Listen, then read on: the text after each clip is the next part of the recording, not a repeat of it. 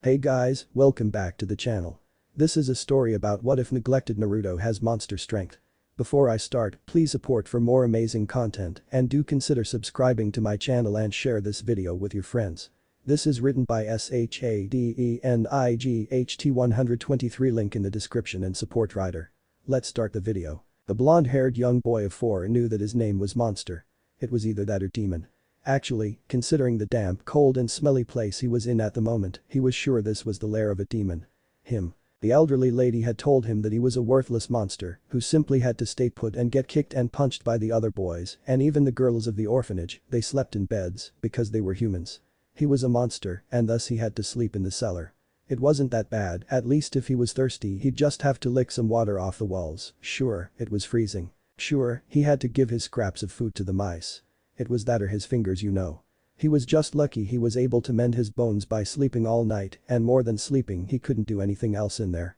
Recently the headmistress had decided to directly shackle him with a chain in a corner of the cellar because he had learned how to actually walk and not crawl on the ground. He had watched a mouse stand on his 2 legs and had tried to imitate him. After all, the mice were his only, well, friend would be far-fetched, but still, they were his only willing living beings that lived with him. Furthermore, they didn't even hit him or yell things at him. He shivered, not for the cold, never for the cold, he was used to that, but because of the songs outside. He recognized it, it was the same song that was sung for the festivity of the defeat of the Kyuubi, the 9-tailed beast, the monster who had attacked the village the same night he was born. That was what the story told, he had been born and then puff, the Kyuubi had attacked, so it was his fault. He didn't know what to think of it, though if he actually had done that, he wasn't sure he could repeat the feat. He had tried, whispering the name of that beast for a while, thinking that if it ever attacked again, at least he'd have a chance at a normal life, and maybe, they'd give the fault to someone else born on that day. He shook his head, it was an evil thought, giving the fault to others.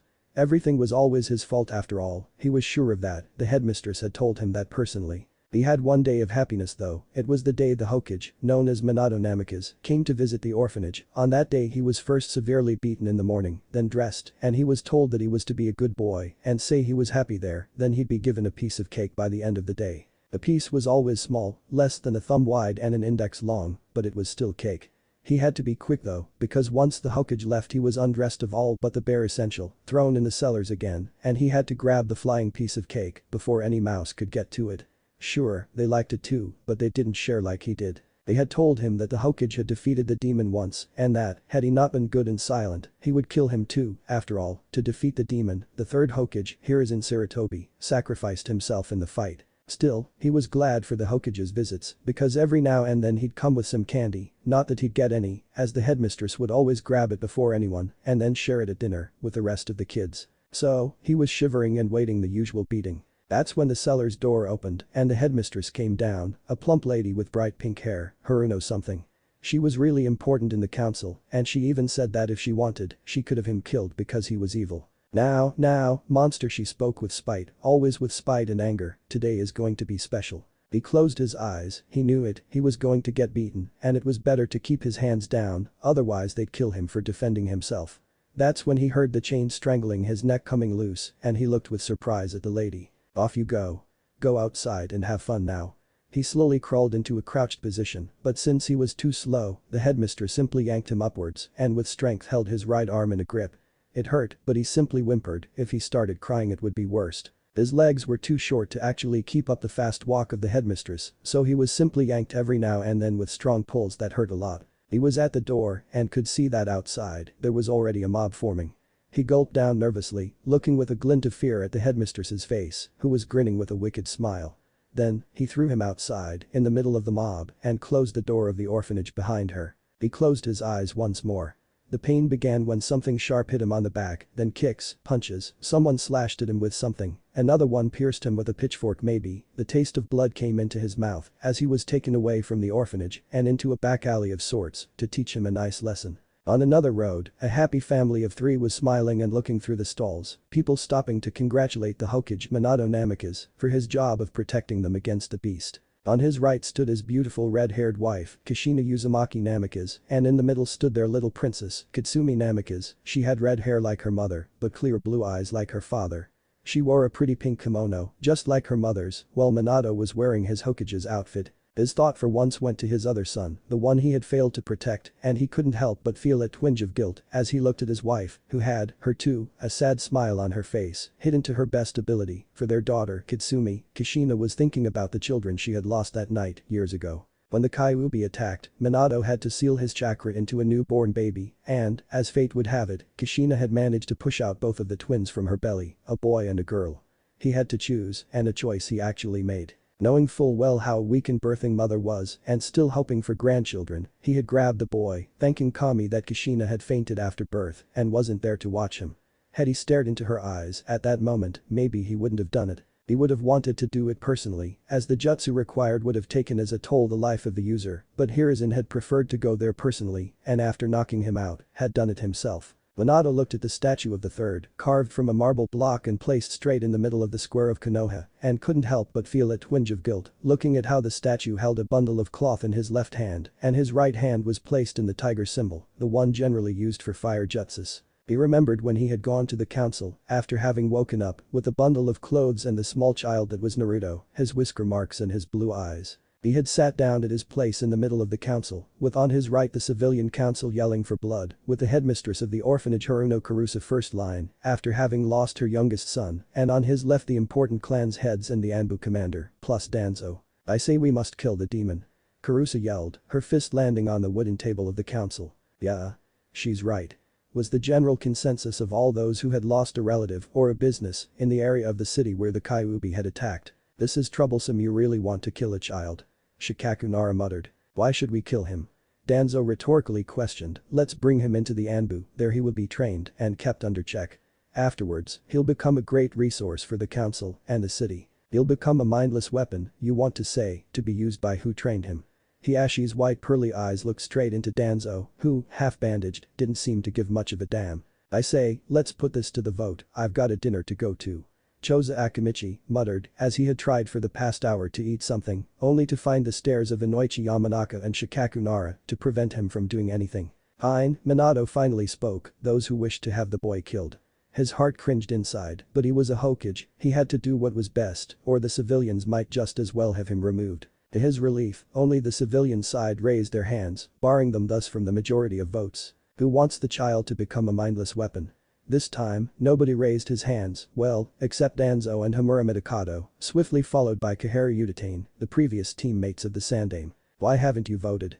Minato queried the clan's head, in hope for an answer. "If I might suggest, why not having the child placed in an orphanage, then, if he shows any aptitude, have him trained in Anbu. He'll get around his peers and then he can become a weapon while keeping some of his mind."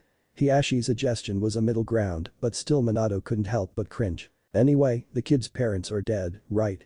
Shikaku queried. "It would be a drag to get their permission." "Why yes, I took him from the hospital's newborns, from those who would have been sent to the orphanage later on." Minato lied, he had to, he was sure that had he told the truth, that this was his son, he'd end up being taken immediately by Danzo, just to use him as a puppet against him, and, if he wasn't going to, there were always the Iwa ninjas or anyone who'd prefer to try and steal the children of the Hokage from an orphanage, rather than from the Hokage's mansion. He also had to admit that he was doing this for their other child, and for Kushina, she'd certainly kill him if she knew what he had done to one of their children, without considering what he would have done to himself too, he'd have to lie to her, he did lie to her. Out of the twins, one had died. "Still, there will be no repercussions on the kid," Minato muttered, he didn't want to use his real name too much, he might get attached to. Was he kidding? He already was, he was a father, not a lump of rock. And he should be treated as a hero for what he was subjected to, not a demon. The rest was noise in Minato's remembrance. Still, he recalled with dread how some shinobis and Kinwaichis had tried to kill the newborn baby in the crib repeatedly after he had given the announcement, and thus he had been forced to pass the information that Naruto was the Jinchuriki of the Kyuubi on an S-level secret. He went to visit him once a year and he didn't seem in a bad shape, certainly not too bad for being in an orphanage, and he had given the headmistress a monthly allowance to care for the child, and the woman had even said that he was the perfect boy, quiet, who ate little, and who took almost no space at all. "Dad. Can you buy me this?" Kitsumi's eyes shined brightly as she pointed at one of the toy Anbu masks that a stall was selling. Minato smiled, well, today was her birthday. It wouldn't be a birthday without one more gift. Returning to the monster, he had finally been left to crawl in the dirt of the back alley, he was covered in grime and filth, but he was already feeling his bones crack back into place as the wounds had begun closing up. The more he got wounded the more he healed, and the mobs always hit him hard. He was just a monster though, so it was obvious. Now he'd have to crawl back to the orphanage, sleep out in the small dumpster behind it, and wait the morning to be brought in, to be thrown in the cold water taken directly from the well, to be splashed at him. That was the drill, his drill. This time, however, it went differently. The girl, no more than 15, was carrying back something big and white, rectangular too, with both her hands. She made a small eep sound, seeing him, but Monster said nothing. He simply stood there looking at her, with long brown hair tied in a ponytail and brown eyes, and said nothing. He was half expecting to be beaten, hard, with that strange white thing, which in truth was merely a takeaway ramen carrier, when there were home deliveries to make. AM had just finished making the deliveries, when she had taken the back alleyway as a shortcut to get back to her father's ramen stand.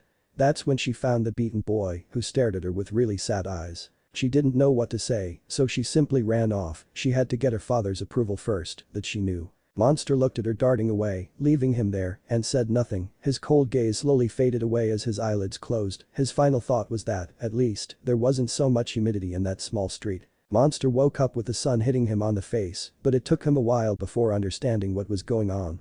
He felt something on his chest, something strange, warm even. Maybe he had been taken to the hospital. He had gone there once, only, to be checked and have his blood taken. There he had to give his full name only that time. Naruto. It was all. He had been tempted of using Monster, even there, but the headmistress had warned him through his beatings that he had to keep feigning being human, even if he was a monster, to the outside world. He slowly opened one eye, being very careful of his surroundings. He wasn't in the streets, and he wasn't in the hospital, and certainly he wasn't in the orphanage's bunk beds. He was in a small room, in a pretty blue-colored room. There was a drawer and a dresser and a chair and even a desk. He stared at those things without saying a word, not knowing what to do, and actually not knowing what to do in the bed of someone else. He knew that he shouldn't trouble people, because he was a monster.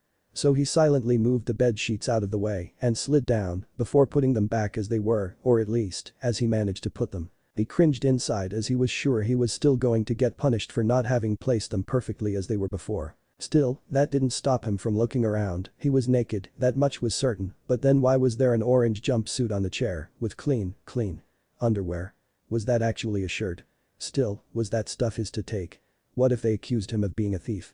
It was chilly still, being the morning of October 11th. His birthday had just passed, and now he was 5. At least, if 5 was the number that came after 4. He wasn't quite sure about that, but between that and 3, he preferred the sound of 5 better. Monster decided to test his luck and, worst possible case, he'd have to give them back. Still, they did steal his clothes from him. Even his dark hue had been replaced with a fair one. Did someone wash him? Why would anyone wash a demon? Did he end up in a cultist house?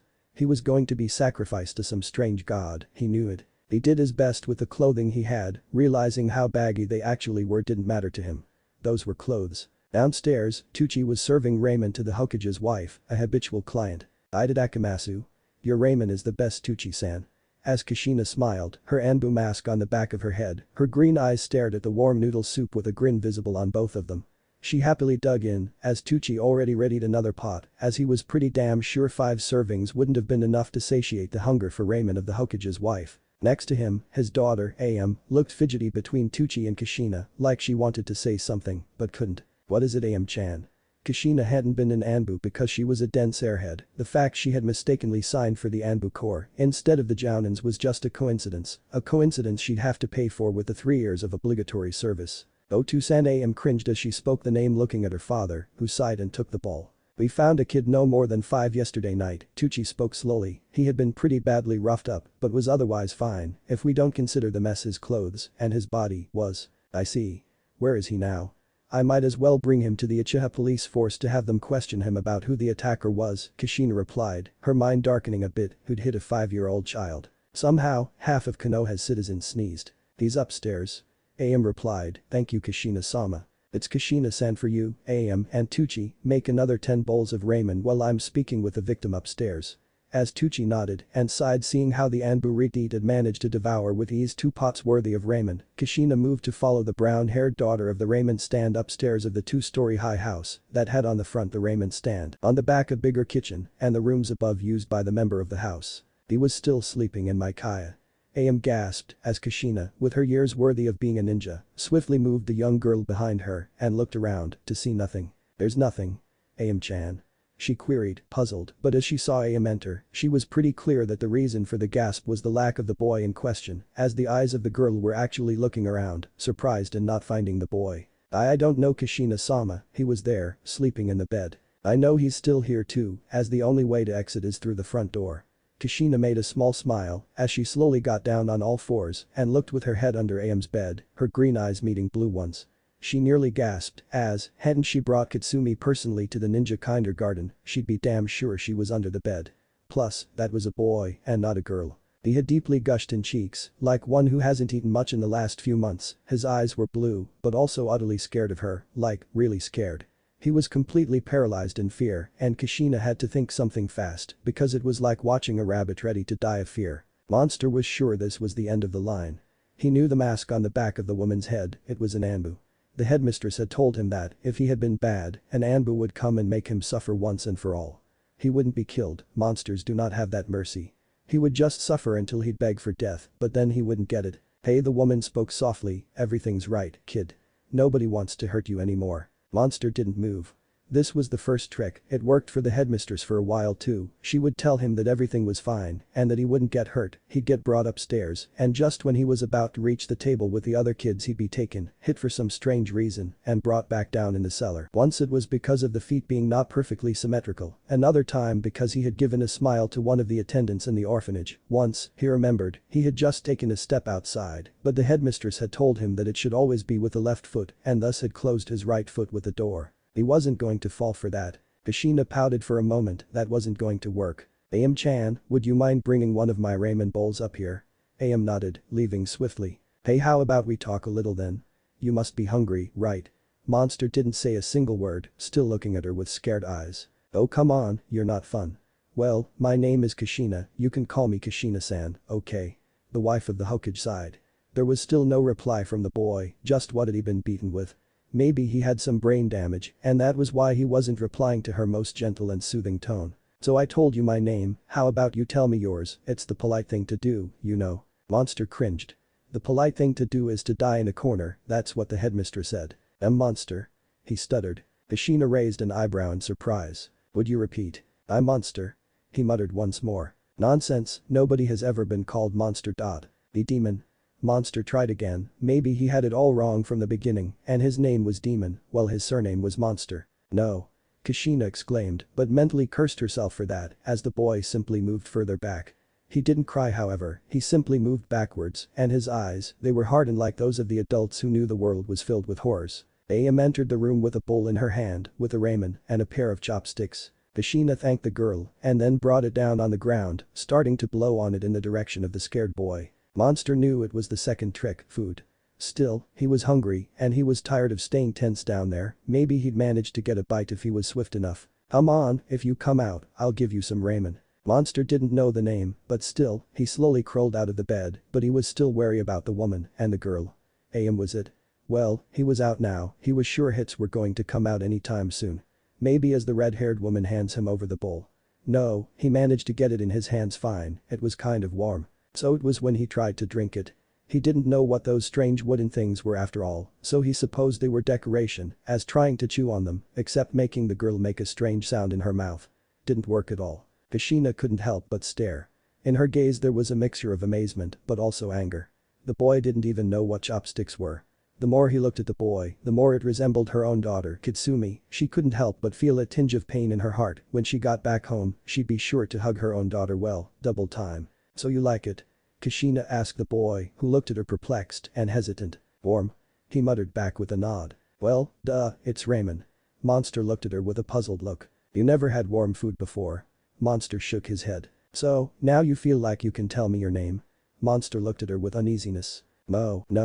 Kushina snapped back, it can't be monster, demon, or anything of the sorts. Your name, what your mother calls you. There, she did it again.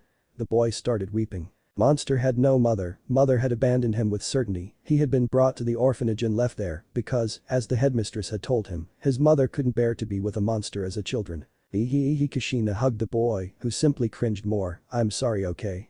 I'm sorry. I didn't mean to yell at you. After a moment she managed to actually calm the boy down, patting his head gently. Good, now, how about you thank AM-chan for having helped you and then you come with Kushina-san to find out what happened. Naruto looked puzzled as he stared for a moment at the girl who had helped him. The silence was embarrassing, actually, but after a brief moment of hesitation, Monster said. Thank you. But it was nothing. Am replied, with a bit of a smile. Then hop, Kushina said while grabbing the young boy's hand and pulling him back on his feet. Naruto cringed, trying to make himself little during the trip to the Uchiha compound, especially because some of the stares of the people were on him. Kushina wanted to actually snap out at the people around her because, being an Anbu, she did have a keen hearing. The murmurs were starting to get on her nerves, and Kami had to help her because she was going to gut the same civilian she should have been protecting. She stopped in front of the Uchiha compound as a masked nin appeared from thin air straight in front of her. Kushina-san. The masked figure wasn't more than 12, maybe 13. Itachi-kun, would you mind getting your father Fuguka-san for me? Not a problem.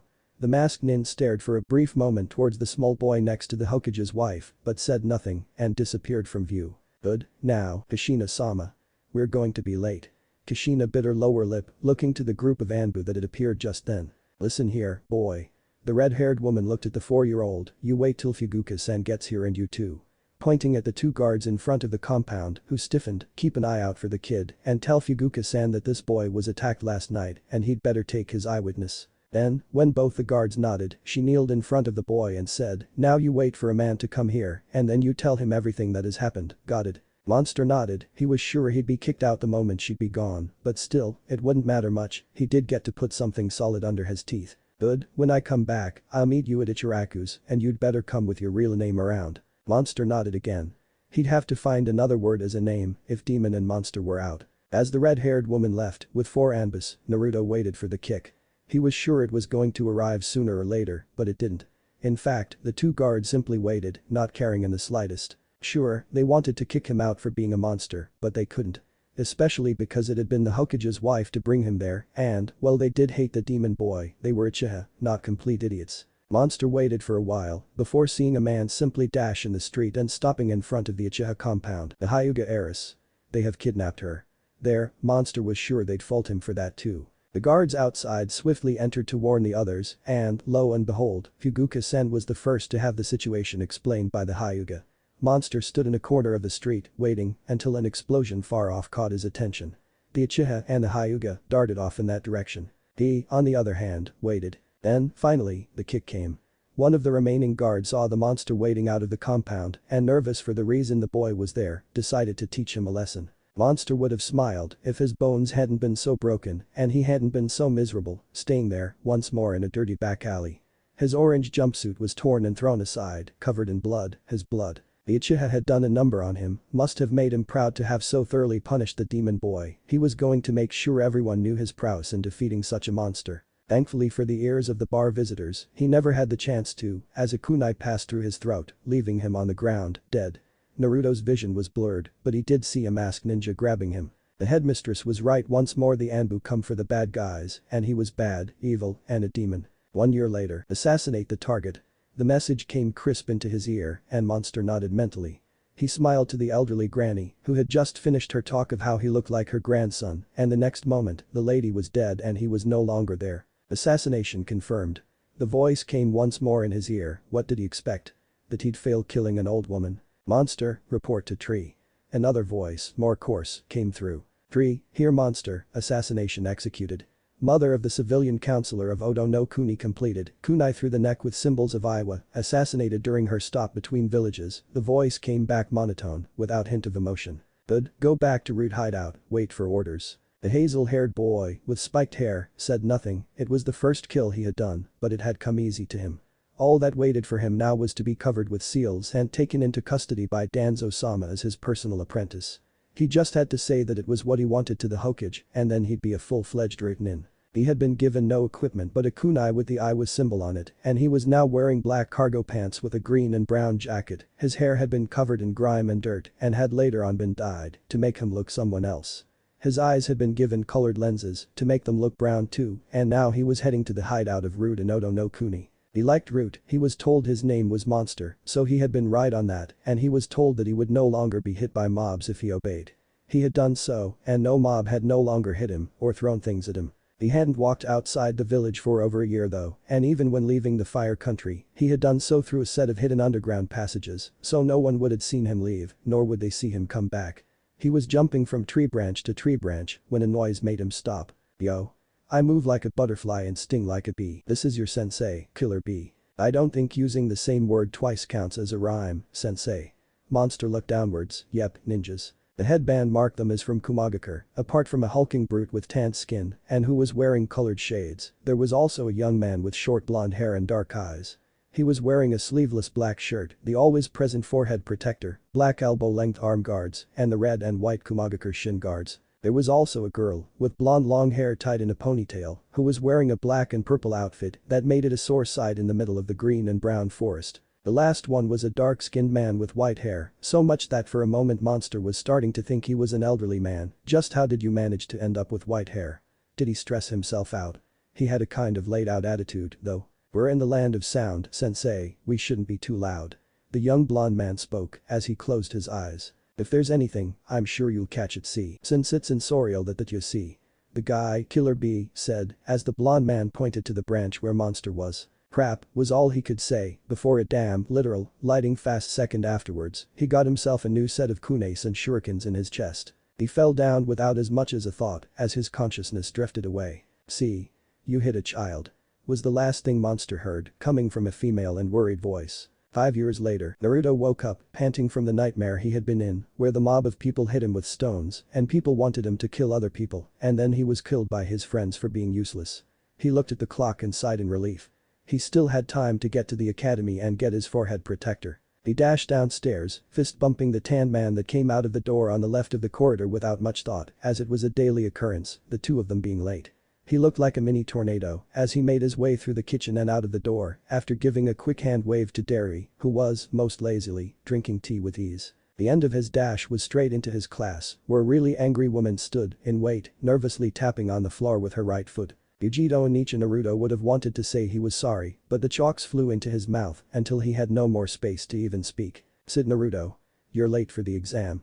As Naruto spat out the chalks and the class laughed its ass off, he managed to make his way to the back row, where a written exam was waiting just for him. Naruto swiftly managed to get through the majority of it with ease, thanking Kami that Yujiro Onichan was weak to his fabled jutsu, the puppy eyes of doom, and had most kindly told him, just in general, and just because she was thinking to herself, some of the general areas where the quiz would have ended upon. As he finished, he gave a wide grin at Yujiro, who rolled her eyes over and grabbed the tests from the students. How do you think it went? Did we pass? His fate going to Shigenori Yugoro was one of Naruto's friend, the only problem being that he was the fate type of person. Did a rock soar through the sky to hit his head? Fate. Never mind him using fate as an excuse to pick up girls, he stood tall, with raven hair and clear green eyes, and an impeccable white smile. Oh, shut your trap. Fujimoto Shoko muttered without as much as trying to keep her cool. Yugoro had asked her out once, and Shoko had stupidly accepted. The next day, Yugoro had all his face as red could become, and Shoko had all but decided to make sure no one ever fell for Yugoro's fate talk ever again. She had her blonde hair tied in a crook and a pair of thick glasses on her face, which nearly hid her violet eyes. Ladies should be refined. Ichigawa Saya, the epitome of being refined, packed into a kimono. How she actually managed to move in a kimono or fight in it was a mystery, but being a genjutsu user, most probably she wouldn't survive in a taijutsu spar. She was the example of what a refined wife would be, with dark hair, brown eyes, little of stature, her skin pale. The only problem was that she packed a worse character than Shoko on her worst days, and Shoko had given a new meaning to worst. Silence in the classroom. Yujiro yelled, she had accepted to be a teacher for this class more for the sake of a fellow Jinchuriki than because she actually enjoyed being a teacher. Sure, the brats had grown on her, but it didn't matter. She was glad it was going to end with this class. She looked for a brief moment, her gaze softening, when she saw the kid smile and make her a victory gesture. The first time they had met, she was still a student of B, not a Jounin sensei, but she was the Jinchuriki of the Nibi, the Two Tails, Matatabi, and had been put under the training of B, who was the Jinchuriki of the Hachibi, the Eight Tails. I must stress the importance of taking the second part seriously. We will use live weapons for the first time. Naruto feigned dozing off. Obviously, if you trained with them at home, or with stupidly idiotical and bulky morons, Naruto grinned in his feigned sleep, then you're pretty much set. Now let's go to the training grounds. Naruto would have sleepwalked till there had he not been taken by the ear by Yujiro herself. Since you think it's easy, then you're going to go first. She snapped at him as he whined about the unfairness of such a treatment.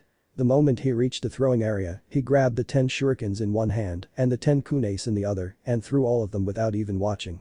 A set of dull noises later, and all targets had their heads hit precisely in the eyes. "Show off," was the general murmur, as even Saya, for a brief moment, felt compelled to actually act unladylike and tell him a piece of her mind. "Jealous?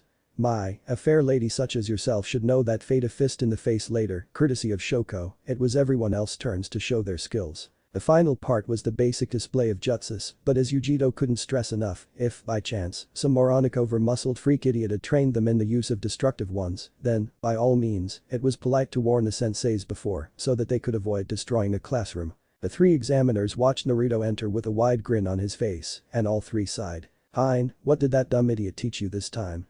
The one to speak was a red-haired dark-skinned woman, known as Carrie, who perfectly knew and respected Killer B, but still thought of him as an idiot. "You'll see, Carrie-sensei."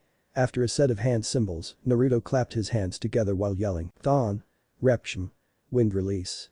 Gale palm. Eri, who was the second sensei for the evaluation, looked unfazed as the sheets which held the overall results, or had notes on the participants, began flying through the room. Yujito, who was the third and final sensei, looked on the verge of having a nervous breakdown, but managed to grit under her teeth. Fine. You pass. Get the damn forehead protector and get out of here before I tear you to shreds." Derry, no matter how unfazed he looked, threw a Kumo forehead protector at Naruto, who caught it with a smile and started running off, avoiding just narrowly being scratched by Yujito's elongated nails, who growled at the agility of the boy, that, and the fact that she was being held by Carrie, who was shooting accusatory glances at Derry, especially because he wasn't helping at all. "Sorry about him. Grilled meat tonight," Derry suggested, once Yujito finally calmed down. "That baka will probably prefer ramen at Hikaku's, just eat and make me fat."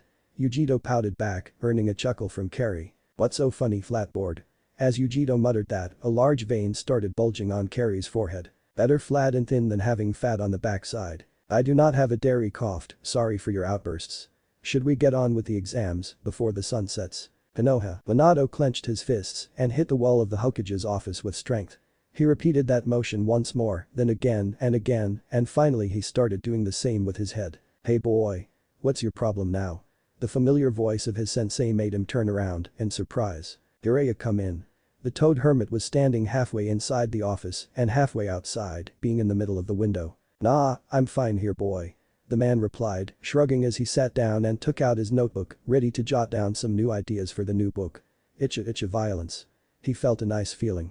It was going to be a success. It is of the utmost importance. As Minato said that, Jiraiya nodded, closing the window behind him, and as Minato activated the privacy seals in the office, he pulled the window's curtains, stopping the light from entering the room. "If this is something kinky, my answer is no, Minato, you know I'm straight." Jiraiya joked, but suddenly, he felt it, a nervousness and uneasiness he hadn't felt in a while. "What's the problem, boy?" he asked once more, seriously. "You were right on Danzo." He no longer had Naruto with him. The voice was sad and riddled with guilt. "I told you. So, where did he bring him to train?" "You don't have to worry, I'll go grab him and make him my apprentice, so he'll be safe and sound." "He didn't bring him anywhere," Minato replied, his voice trembling. "You can't tell me you believe him." Jiraiya was angry about this, fooling Minato once, pass, but twice. Was Minato losing his senses? "I had both Ibiki and Inoichi have a round with him, and while he was a tough nut to crack, he confessed everything, and even dismantled Root for real this time, just to prove his point. He even handed over the scrolls with omissions on looking for Naruto that he had signed his root-ins, but none were successful." Minato's voice was trembling. I sent my son to die, didn't I, Jiraiya-sensei? Now Minato, you don't know how much I'd like to have you pass through a couple of my Rasengans just to bring the point across that you have been an idiot. You made the life of one of your children the happiest and condemned the other to misery and the path of a weapon. I'll try and look for him, Minato. I'll try. I won't stop until I'll bring you back a corpse or him. However, have you already told Kushina? Jiraiya felt the uneasiness in Minato, who whispered. I told her over 5 years ago when she came back from an Anbu mission and spoke of how there was a blonde kid that looked just like Kitsumi and how he had been mistreated and abused and she actually wanted to adopt him. So you gave him to Danzo? Jiraiya yelled, furious. No, it's just that Naruto didn't come to the Chirakus like Kushina had thought, and when she went to the Uchiha compound, which at the time had been purged while she was on her mission, she found his jumpsuit covered in blood and no signs of the boy. So she gave him for dead, killed in the crossfire, and actually cried for the unnamed boy. You could have told her he was still alive. Jiraiya hissed. I didn't know at the time. Danzo only told me later that he had a prodigal weapon to show me to face off the enemies of Konoha. Then he started taking time. That's when you came in, but by the time you told me it was Naruto's, Danzo kept lying, telling he was emotionless and would simply work on a kill or be killed basis. By the time you uncovered the truth that Danzo no longer had him, it was too late to change the news to Kushina. Minato was on the verge of crumbling down, at least, his words carried that much emotion in them. I'll go look for the boy, Minato, what is going to happen to the bastard though? At that question, Minato smirked. Nothing, the council decided he was acting on the benefit of Konoha, so I'm killing that damn council. One day, just you wait. Is there anything else? The bout of rage came and went swiftly as the Toad Hermit queried. No. As Minato shook his head, Jiraiya nodded. Good, then I'll be off, but you will have to tell Kushina. But Minato tried to refuse. No buts. She's crying for two persons, when in truth they are only one. She had the right to know, and you will tell her I will. Fine. With that, Minato disengaged the privacy seals, and just as Jiraiya was about to exit, the door swung open to actually reveal Kushina coming in with Kitsumi on her tails. Her long red hair tied into two ponytails, her blonde cerulean eyes and a happy smile, while wearing an orange jumpsuit that made her look like a tomboy. "Hiro Sennin," she exclaimed, waving at Jiraiya who shook his head and left in silence. What was wrong with him? Kushina queried, perplexed as to why the Sannin hadn't replied with his usual "I'm not a pervert, but a super pervert" cameo. Even Kitsumi was surprised by that, and she too looked worriedly to Minato, who gulped down nervously. "Honey, I need to speak with you alone, please don't hate me." Kumagakure, Raymond. Yujito muttered in her half-asleep state on the couch where B had placed her. In the apartment the Jinchurikis shared there were 5 rooms, plus a living room that doubled as a kitchen and a relax area, which held the couch that now had the Nibi Jinchuriki on. There was even a karaoke machine by the side, attached to the television. She was the one against it, wanting fish, sushi and the like, and then, when she wasn't stopping, we had to pry her off the table. C muttered dark in his face as he spoke to Carrie who had passed by to see how the lunch had gone, and seeing Yujito in a delirium she naturally had queried on her friend's situation. Yeah, by the way, the Raikage wants to see you lot. Naruto shook his head as he gave the cue to Killer B. Yo ho ho. A meeting we're having, no time for partying. Naruto replied. Brother is waiting. Let's keep the heat shaking. Afterwards they bro-fisted each other, giving a set of shivers down everyone, especially Yujito, who just felt good enough to go puke by herself. I'm leaving. Carrie replied, dashing out. I forgot to buy dinner. C muttered, running out behind Carrie. Sorry for them. C, I'm coming with you. Daru yelled, dashing behind C. When Yujito actually came out of the bathroom, she stared at a horrible scene. Naruto, wearing the Kumo headband protector, with a pair of shades similar to that of B, plus he was wearing a matching outfit with that of B, purple and white. No. Was all that Yujito said, before dragging Naruto to his own room and make him emerge minutes later with a normal and somber ninja outfit, which had a dark brown and dark yellow tint, with black stitching and a pair of long cargo pants, the kunai pouch and a bandolier going from the left shoulder to the right side of his body. There, now off to see the chief. With that, the trio of Jinchurikis headed off to the Raikage's office, the large blue tower in the middle of Kumo. I've got to ask, why weren't there the team assignments?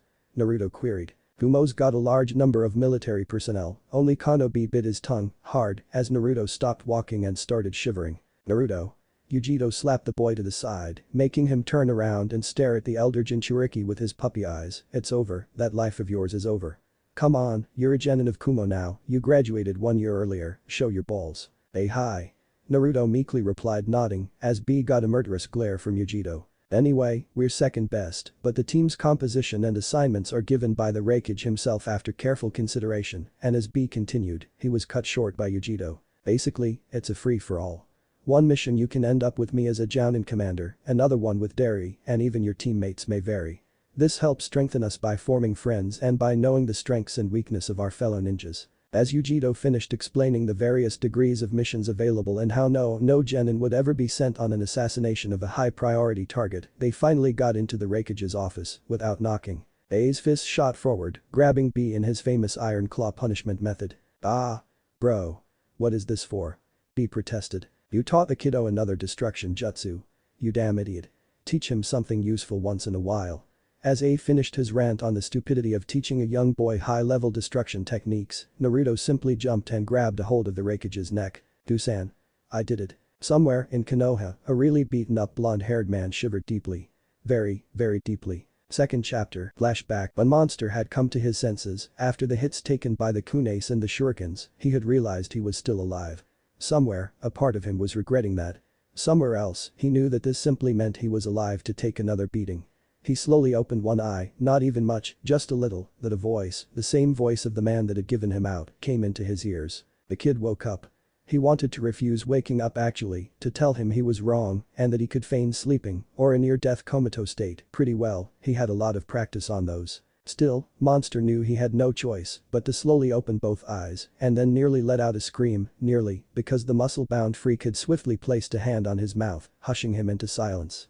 Oh hell, he knew what this was, he knew it, he didn't want to, and he had gotten lucky till then, but now he knew it, that big bad horrible man was going to. You hungry? Offer him food. Well, Monster knew it was either that or an innuendo of something that made him cringe inside. Still, he thought it would be polite not to comment on the fact and wait until the man realized he was keeping his primary oxygen resource closed. Thankfully Danzo-sama had trained him pretty well with torture. Heck, he had even congratulated him on surviving so long on being literally burned alive by scorching hot irons. He didn't mention the years of practice to actually achieve said goal, even before entering the root training program, unwanted practice no doubt. B-sensei, if you don't remove your hand you might suffocate him. The dark-skinned white-haired man commented, which got him first a surprised look from B, then a swift removal of the hand. Monster could finally breathe in air again, finally. Sorry for B-sensei, kid. As the white-haired man said that, a small tick appeared on Monster's forehead. Well kiddo, you won't warn your family we're trespassing in the land of sound, right? As the hulking macho finished talking, another figure, more graceful, moved closer to him and looked at him with a sympathetic smile. Monster nodded. He wasn't actually lying, Danzo-sama wasn't his family, he didn't need something that weak. He no longer had any sadness or ill sentiment towards this thing called family that others had, and he hadn't, as many root operative didn't have a family and were strong. Danzo-sama had told him that family made one weak and that only obeying was strength, that, and becoming a perfect weapon. He had particularly stressed the importance for him to learn how to use a strange red chakra, which he managed to get when his emotions rampaged out of control, into a more stable form. He had gotten angry once when he had been deemed a failure in the Bunshin technique and had been called worthless. Since he was Monster and he had to become the perfect weapon, being called worthless made him angry, really angry. He should have called him Monster, it was his name, Danzo-sama had decided that, and that was final.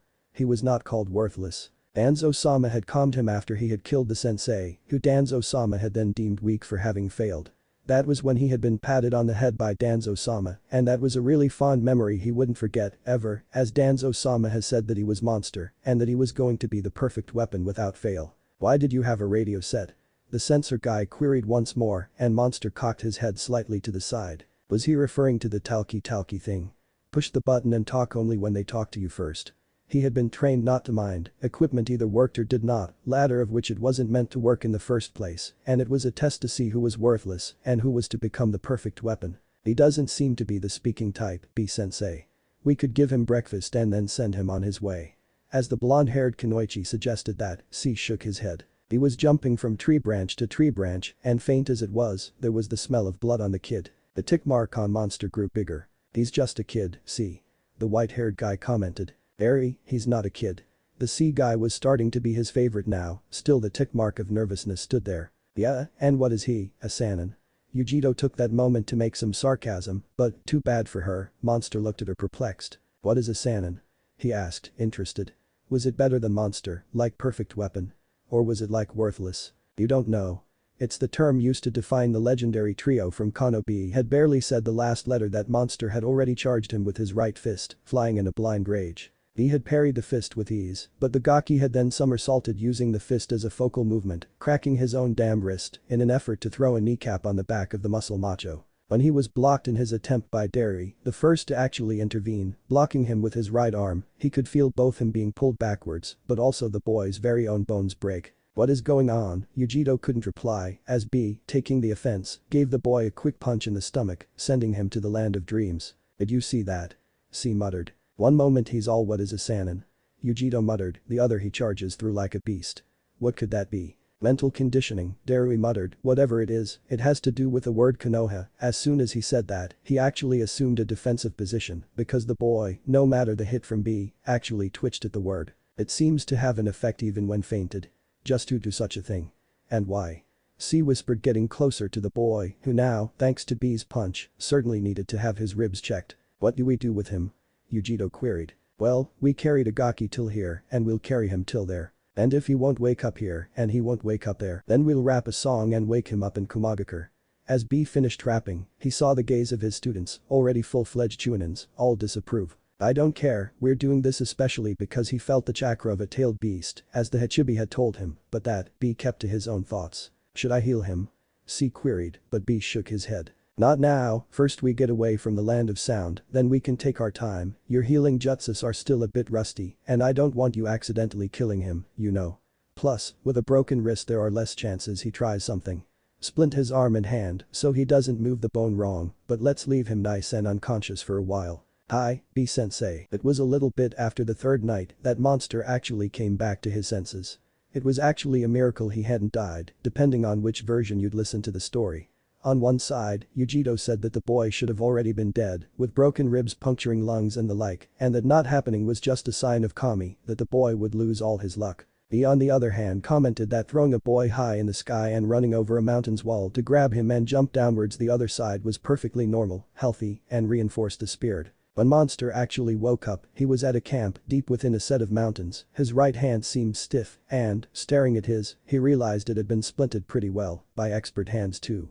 Much better than what he usually did to his own broken bones, as he had self-taught himself, like any other kid en route, the means of first aid. Where?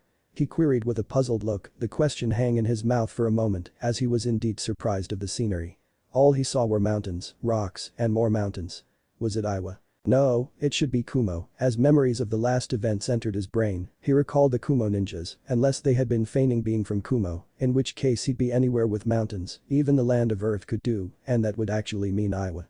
Or maybe they were rogue ninjas who had kidnapped him and were planning on exchanging him back to Konoha with information or jutsus. He had to do what Danzo-sama had instructed him to do. Still, he had spoken first instead of thinking, so now they knew he was awake, the censor ninjas certainly would have already said it, but looking around, Monster realized he was alone with a blonde girl, who was pouting and cursing by the fire of the camp, and hadn't even heard him ask the question. That was his chance. He slowly began to crawl away, careful not to make even the slightest pebble move under the weight of his feet, as he took small steady breaths to ignore the sharp pain in his stomach. He thanked his regenerative powers that he was still alive, but still, he had to make it down that damn mountain and back to Danzo-sama. He had to become the perfect weapon for Danzo-sama, so he would help him stop being hit by the people in the village. That's when his right foot barely misplaced a small rock pebble. He froze on the spot. He should think about escaping, not about his future. He wasn't going to be captured alive. Danzo-sama had told him to run, and if he was being hunted closely, to kill himself. He turned around and silently thanked Kami that a monster like him had managed to get that far from the fire pit, only to turn around and let out a scream as Yujito's face was mere inches away from his and she was grinning. Going somewhere, kid. She said in a teasing tone, but before she could finish and grab him, Monster had already thrown himself to the side of the mountain, to the ravine below, to a deadly fall of over 1,000 meters. Yujito cursed Kami, on the other hand, and began running downwards, while using explosive tags to make a side of the mountain crumple and scatter the rock pieces far from the mountain side so that she could run on top of them, grab the kid, and then run back on them with unhuman agility to the mountain side, holding the kid by the neck. And no more than 5 years old and with a death wish already.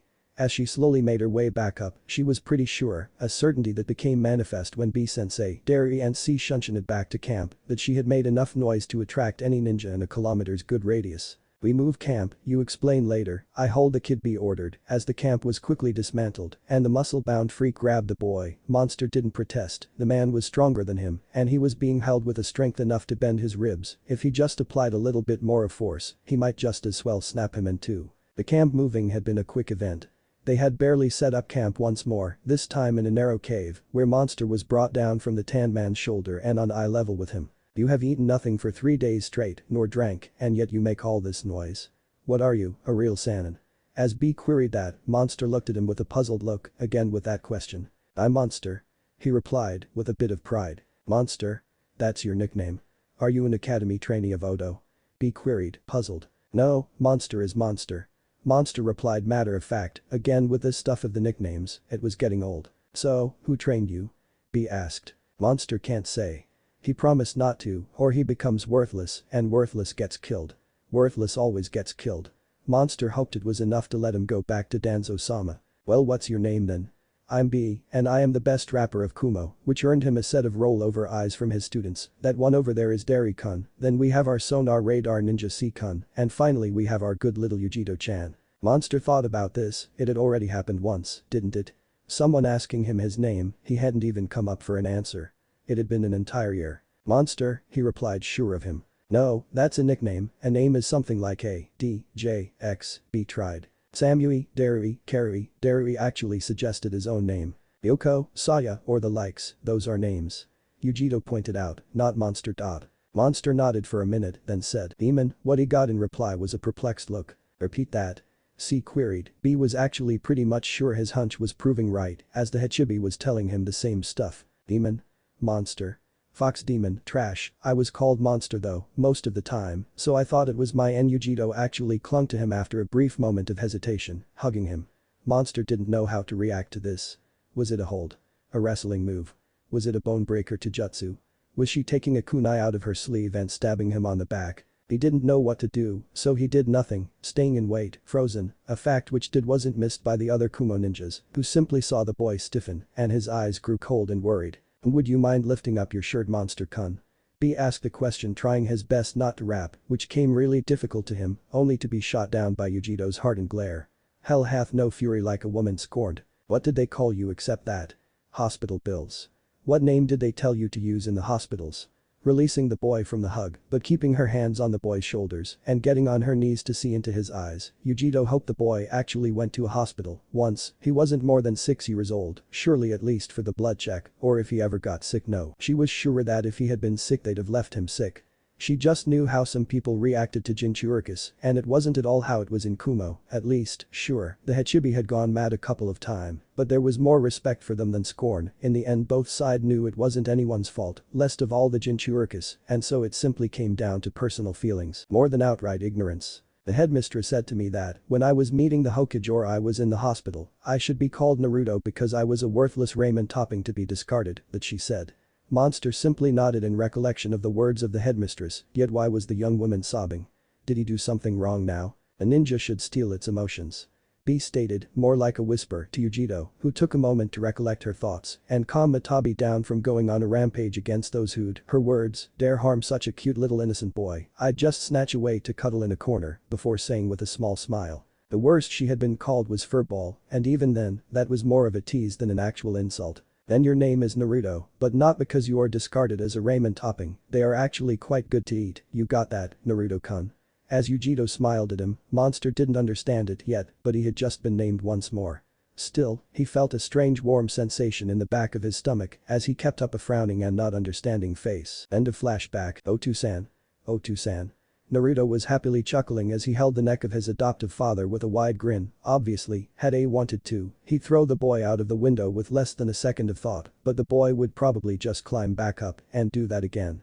So he simply decided to keep the boy on his back. It was still exercise, of some sorts. Well then, I've got you lot a nice easy work as a first mission you already. Naruto raised an eyebrow. Wait, Otu-san, does that mean? As Yujito smiled at the thought of actually being with her practically adopted little brother, she actually had a frown on her face seconds later, just as B instead simply started a set of complicated hand motions that he and Naruto had practiced on for when they had to clap their hands for important stuff. Reikage-sama, isn't it risky to send us all out at once, in the same group? As Yujito asked that, the Reikage smiled for a moment. It would need a lot of fools to even think to defeat a trio like yours, plus, I did think I told Carrie to go grab C. He'll act as your medic nin and sensor. Otu-san, why are you sending out 3 jounins with a genin?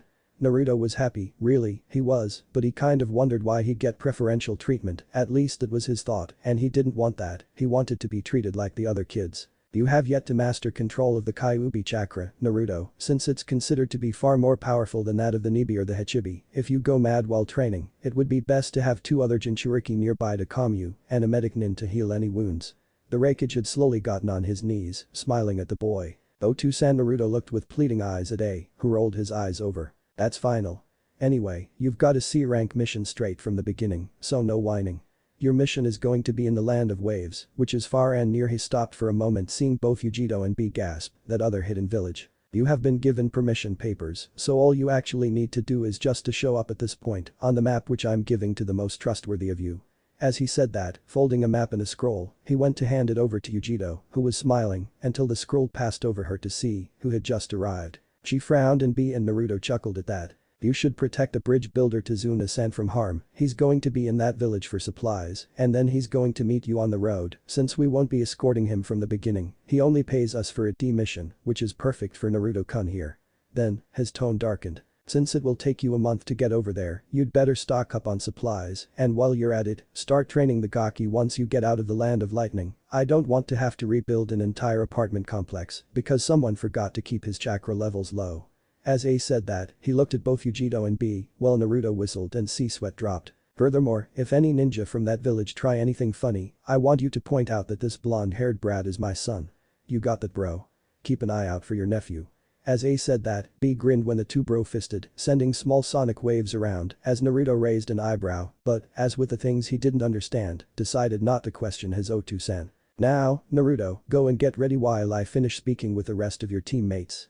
The boy nodded, hugging one last time A before departing as swiftly as he had arrived. Turning his serious Raikage face on, he said, I know your complaints, but he needs to get used to hearing that word and seeing that headband. The fact that right now there are no trades, nor words of alliance are not between us and Konoha doesn't mean that in the future it will still be like that, there is a distension policy in action, so keep your cool. As A pointed that out, B was about to rap something, before getting iron-clawed to the ground, again. Anyway, Tazuna might or might have not hired some Konoha ninjas too, so you've got a month to get the boy calm and nice, with the idea of being together with other ninjas in any case, keep in mind that he's a Kumo shinobi, he was one from the moment he walked through that door and told me he wanted to stay here, and from the moment I adopted him, if anyone tries something funny to him, then have no mercy and bring him back.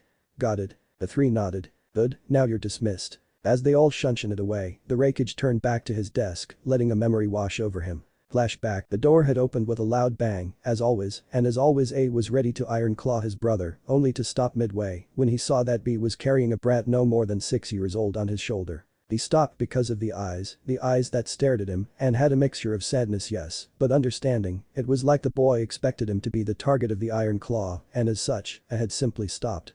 He couldn't do it with those eyes looking straight at him. Bro. B had already prepared himself to being hit and realizing he wasn't, he had actually been worried that maybe A had been sick or something. And hit you with a brat on the shoulder, who replied, where did you get him? Well bro, we were going through Odo, dashing through the Odo nins. We did the mission in Toto and we tried to leave and he comes in. Jumping branch to branch, he stops and C gives the sign. So when the Kunes get Lon A had most silently grabbed the boy, had given him over to Yujito, and had them iron-clawed B twice. Without rapping. As A finished muttering curses, his brother had gotten back up and had replied. Well we wounded him by mistake and since we thought he was a civilian kid we brought him with us, then turns out he's a packed package, you know.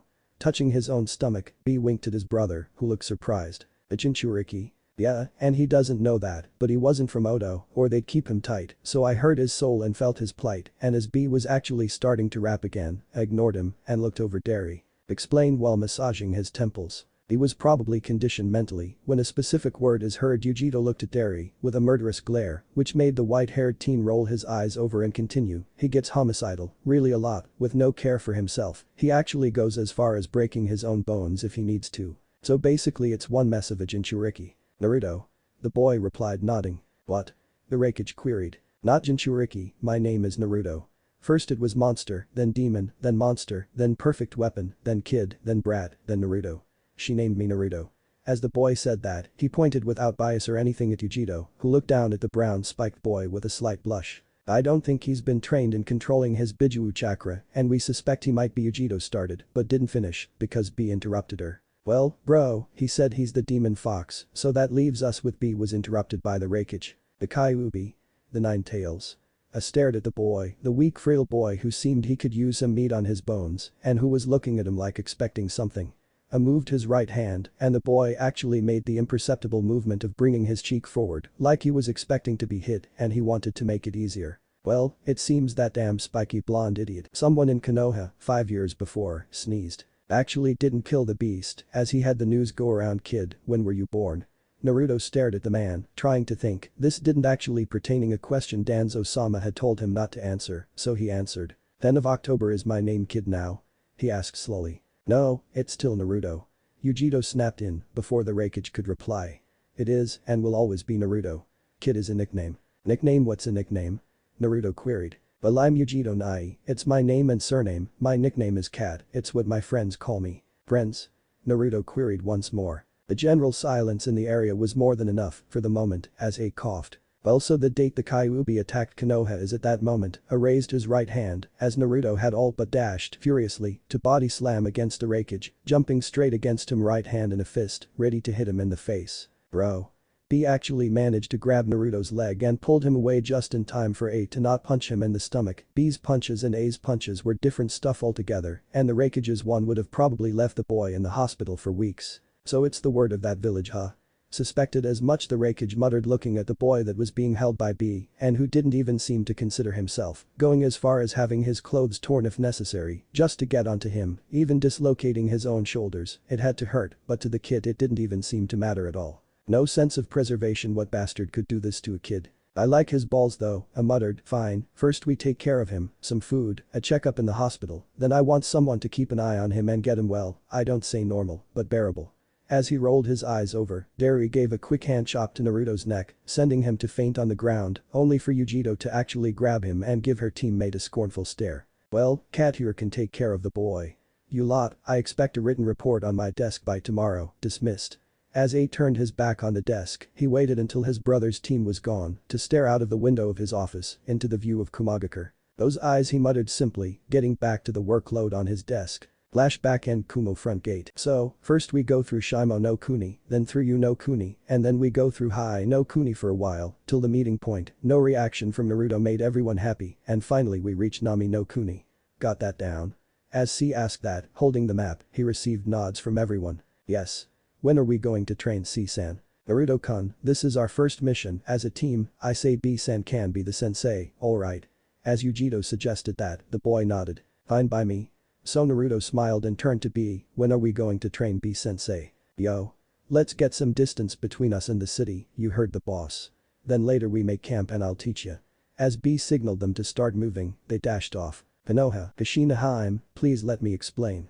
Minato was on his knees on a bag of beans, looking miserable in front of his wife, who had kept slapping at him for a good part of the day, and, after coming home, in the Namikaze estate, she had thrown him to sleep on the couch and had refused speaking to him at all. As she was cooking dinner, every chop she made cut deeper into the wooden surface of the table. Finally, she grabbed the knife and, exasperated, launched it against the head of Minato, who moved his head to the left, avoiding it by the length of a hair. Our Kitsumi-chan is going to come back any moment now, from the academy. She's going to smile and tell us everything is fine and speak about fashion and boys. Meanwhile, somewhere, there's a young boy who is just like her, but is scared, probably hungry, and left alone in the woods, left to die as a weapon for that bastard Danzo. And all of this is happening because his father chose to let him suffer alone. Kushina looked at the fourth Hokage with a saddened expression and then went back to preparing dinner. Minato knew he had little excuses, but it had to be done. He was in the right with his decision. What then? He would still have ended up as a weapon for Danzo, to be used by him to bring me down of my position as fourth, and then Kitsumi-chan would have had to leave with the social stigma of having a Jinchuriki as a brother. She would have hated her brother for her sufferings, and you would. Don't speak for me. Kushina exclaimed back, I cried tears of pain when you told me he died at birth, and I cried tears of joy when you told me he hadn't, and then when I went and didn't find him there, I cried again at having lost him once more. You kept him hidden for another year from my arms, and I couldn't even see him once as he grew up. The red-haired woman's eyes turned watery as she shook her head. If Uraya-sama finds him, and pray for Kami he does, I want you to recognize him as my son.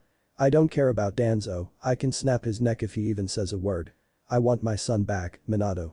Give him back to me, his mother, and maybe, if he does, I'll forgive you too. As she finished speaking, Kushina stared down at the food she should have been preparing. Well, she had placed the salt with the sugar and had mixed the custard with the mayo and had then chopped a raw piece of meat in the middle of an onigiri which was moving across the table. She sighed, shaking her head. I can't cook tonight. She muttered. I could order ramen takeaway.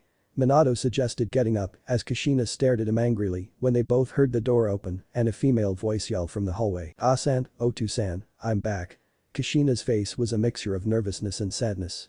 She didn't know wherever to tell her daughter that she had a brother whom her father sent to die. She shook her head, letting her red hair move slowly on her shoulder. She'd tell her after her genin exams next year. Still, she couldn't fathom staying too close to her, the wound still fresh in her heart, and as she looked towards Minato, she silently lip-spoke. I want a mission out of Konoha. Land of Snow. Days later, the groups of Kumo ninja were walking on a snow-covered hill in the Land of Frost, which was positioned nearby a small meadow with, at a slight distance, a cold stream of frozen water and a cave. Filler B was the first of the line, with C behind and Derry in the back, his hands in his pocket and grinning at the sight Naruto walking with his weight and Yujito next to him, watching with a small grin the young genin work. So, I get it, I've got wind affinity. Yes, I need chakra control. Still why are walking into this damn cold and kami be damned country and I'm the only one with weights. As Naruto exclaimed that, he was carrying on his back a large iron pot whom he had no idea where C had taken it out from. The exercise was pretty simple. He'd have to send enough chakra to remain on the snow and not too much to actually crush it and send him knee-deep in the cold white stuff. Yo kiddo, this is training. You heard da boss. B replied, rapping, C-kun is everything alright near us? Sensei, there's nothing around us for miles C muttered, having sensed nothing. We make camp then, Naruto, go and fill the kettle with snow, then we'll have Yujito-chan turn it to water and we'll have instant ramen. The food of champions, yo. Alright. Naruto actually dashed, reaching for the frozen river with the iron pot, eager to get some food into his stomach. Ramen. B-sensei, ramen isn't good every day as breakfast, lunch, and dinner. Yujito muttered. Sensei, I say we can start training him some jutsu just look at him running back. Derry said, pointing out how, even with the thin ice, Naruto had actually managed to reach a broken area of the ice, where it was, by nature, thinner, and after having filled it with the water, was already making his way back, without falling in the snow. Yujito rolled her eyes, sighing, for ramen he'd learn S-rank prohibited jutsus in a day. When Naruto got back, he grinned looking at the group of Kumo ninja, as he slowly placed the pot down, he saw B throw him a scroll. Look kiddo, you know I'd love to help you, but no one here has got wind affinity, so you're on your own with that scroll there, should teach you a jutsu called Futen. Tatapa. Wind release. Great breakthrough, now, what we can do is train you until you get going with lightning affinity. So, first off, focus chakra on the tip of your right index. As B showed him his right hand's index, which started glowing a bright blue hue, Naruto tried doing the same, obtaining a fading and shaking blue color, and looked at B and wait for the next step. As he did, however, he lost control, and the chakra dissipated. Well, once you got that down, you start making your chakra vibrate until it starts to spark. As B said that, the blue hue started becoming brighter and brighter until sparks of electricity began to dance along all the length of the finger. Once you do this with both hands, as B said that, both his hands started sparkling with electricity, you can release the Raten. Jibashi. Electromagnetic murder, as B touched the ground, the sparks moved a little, before dying out. The more chakra you put in it, the stronger it becomes. It can go from shocking to outright killing boy, so be careful on that. Which brings up the jutsu I am going to teach you. Raten. Kanjikiha, wave of inspiration. As Derry did a couple of hand signs, he then showed his hands glowing brightly with electricity that he discharged on the iron pot, sending the water inside to jump outside and fall on Naruto, who had been pretty much warm and cozy and not drenched till seconds before. Yujito looked at the scene, raising a twitching eyebrow, while Naruto started shivering and batting his teeth. But Kami, I've been banded together with idiots. With a set of quick signs, a flame wave emerged from Yujito's mouth, hitting the pot and what water remained inside, while Naruto had moved closer to the flame to dry himself off. Yujito kept it going for just a couple of minutes more and then finished the technique. Thanks Yujito Onichan. Naruto smiled at the blonde woman, who sighed. What would you lot do without me? She grinned slightly at the thought. Anyway, when you train with lightning, know that the moment it leaves your body it becomes slower, as wind affinity is actually strong against lightning affinity because it's a natural insulated material. As B finished explaining, Naruto nodded, then sat down next to the pot and began concentrating, keeping his eyes fixed on his right finger. He'd make it work, he was sure of it. Barry and B went to scout ahead, while C remained in his sensor mode and Yujito actually growled as they had silently made her the instant ramen cook. She had just barely grabbed the powdered ramen from her backpack that a spark caught her attention as it caught that of C, who, being the sensor, was actually seeing Naruto's coil concentrate their chakra to his right hand extremity. Another spark, then another, then his hand began sparkling with raw current as Yujito stared in silence at such an impossible feat. In less than an hour. That was impossible. Naruto was concentrating hard. He didn't want B to think he was weak and couldn't do it. He didn't want C to think he was weak, nor Derry or Yujito. He wanted to show them he was a full-fledged ninja of Kumo, as he wanted to show he was going to be able to do it. He felt his hand going slightly numb as he poured as much chakra as possible in it, feeling the sparks increase in number until, in the end, he opened his eyes to be greeted with a slightly glowing hand with small sparks of electricity flying across his palm. Well done, Naruto-kun, I'm impressed. Yujito muttered, looking at the boy's eyes suddenly lighting up in glee and making such a beautiful smile, she couldn't help but slightly grin too. She would have hugged him, following Nibi's suggestion if only her hair hadn't been perking up from her sides, a clear sign that there was a lot of static electricity in the air. "Naruto, you should discharge that," C said, pointing at Naruto's hand. The blonde spiked kid nodded, moving a bit away from camp, heading towards the meadow. He actually flooded the entire area with his chakra, would you believe it? C was puzzled. It was a strange sign even for Yujito. "Well, it happens in the beginning, to miscalculate the amount," Yujito replied, getting back to the instant ramen. "You don't get it. The entire area, till that river over there." C pointed at the stream, is slightly filled with his chakra. "He's got enormous reserves, not counting his tenant, I even have to concentrate to see through it and let me tell you it's not an easy task." With that, Yujito simply nodded and went back to making sure the water didn't freeze while the ramen cooked. "The coast is clear, sorry we're late," Derry replied a couple of minutes later. "Yo. Where's the kid?" B queried. "He's not with you?" Yujito dreaded the reply of B. "No, sorry," Derry replied, shaking his head. "Calm down, it's not like there is anything here that wants him dead, he's going to be fine."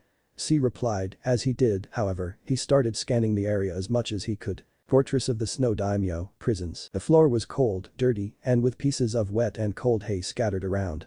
The walls were gray and cold to the touch, as anything else in there was too. He would have been angry. He should have been angry. The truth was however that he felt more embarrassment than anything else at the moment. He had discharged his hand against a tree bark, earning himself a slight shock too, and as his hand has gone a bit numb with electricity, he had decided he could take a quick relief trip behind a bush. Said bush had swiftly provided to knock the wind out of him before he could even react, worst of all, when he had his pants down. When he had woken up, he was both glad and saddened. Glad, because there wasn't a really pissed Yujito who had warned him time and time again to double check his surroundings before doing anything, even yawn, and saddened, because he was in a prison cell, with a strange mechanical device that seemed to enjoy staying tightly attached to his right arm. Furthermore, he felt his legs hurt. It had been a while since he had last felt his leg actually hurt, as he could take normal pain levels easily, and only higher degrees of pain could actually make him wince or outright cry, and, as he gave them a quick glance and then averted his sight, he bitterly thought about how, maybe, broken legs wouldn't be that easily repaired in a night by the Kyuubi's chakra. He knew of the Kyuubi inside of him since he had been 7 years old and had trained with B2 at the very least not go into a rampage. He had never spoken to the demon, the seal on his body was still too strong for that, and, maybe, it was luck that he hadn't turned a mad jabbering mess. The seal was the handiwork of the fourth hokage, he had been told that, he knew it, he knew who was to blame for all of his sufferance and pain, and he kind of wanted him to suffer the same way he had, but then he shook his head, biting his lower lip, removing the dark thoughts of inescapable tortures and darkness. This time it was going to go differently, yes, this time there was someone who was caring for him, and they'd come and save him, they'd come and rescue him from where he was, certainly, they wouldn't deliver him straight into the hands of the enemy and then leave without even considering what was going to happen to him. That red-haired woman, Kushina, was it? She still haunted his dreams at night and he never had pleasant dreams, not most of the time. He had lost count of the time he had woken up startled by something he had seen or felt, his dreams were so damn real he could swear they still hurt. Right now, however, he had to keep his mind busy with happy thoughts or he'd crack. He would have laughed at the irony of using the root procedure to resist torture when they had been the prime source of the torture itself and were now going to save his ass from being tortured. He'd die rather than reveal anything on Kumo or on B or Yujito or C or Derry or Otu-san or anyone else. Within the next hour, thoughts of how any moment now the Hachibi form of B would break up the wall and free him came into his mind as he realized he no longer had much of his clothing on and cold was cold. He felt from a high above small window, riddled with iron bars, a hellishly freezing wind that just seemed to enjoy coming around him. He looked at his arm, where they had placed a strange mechanical device, and only then, when he tried to pamper with it some more, he heard a voice. "I wouldn't do it. It might just as well explode." The reply came from a female voice, which sounded prideful and haughty. As Naruto moved his head slightly to the side he looked surprised, there was a girl there. Dressed in strange clothing, of blue and red, but she did look having been a bit roughed around the edges. "So who are you?" The question, quite actually, was posed by both the individuals at the same time. "I'm Naruto," the boy replied, with a nod. "I'm Yuki, you don't know who I am, right?" she queried, actually surprised the boy hadn't tried to get an autograph from her. "Should I?" At first, Naruto tried to recall the bingo book but shook that dreaded thought out of his head. No, bad Naruto, no remembering things you don't want to remember. Then, seeing how he couldn't, he simply shrugged the thought off. "You ever watched a movie?" the girl queried him once more. "No." Naruto actually replied, "I'm not much on televisions or films, why am I here?" "If you don't know, what makes you think I know?"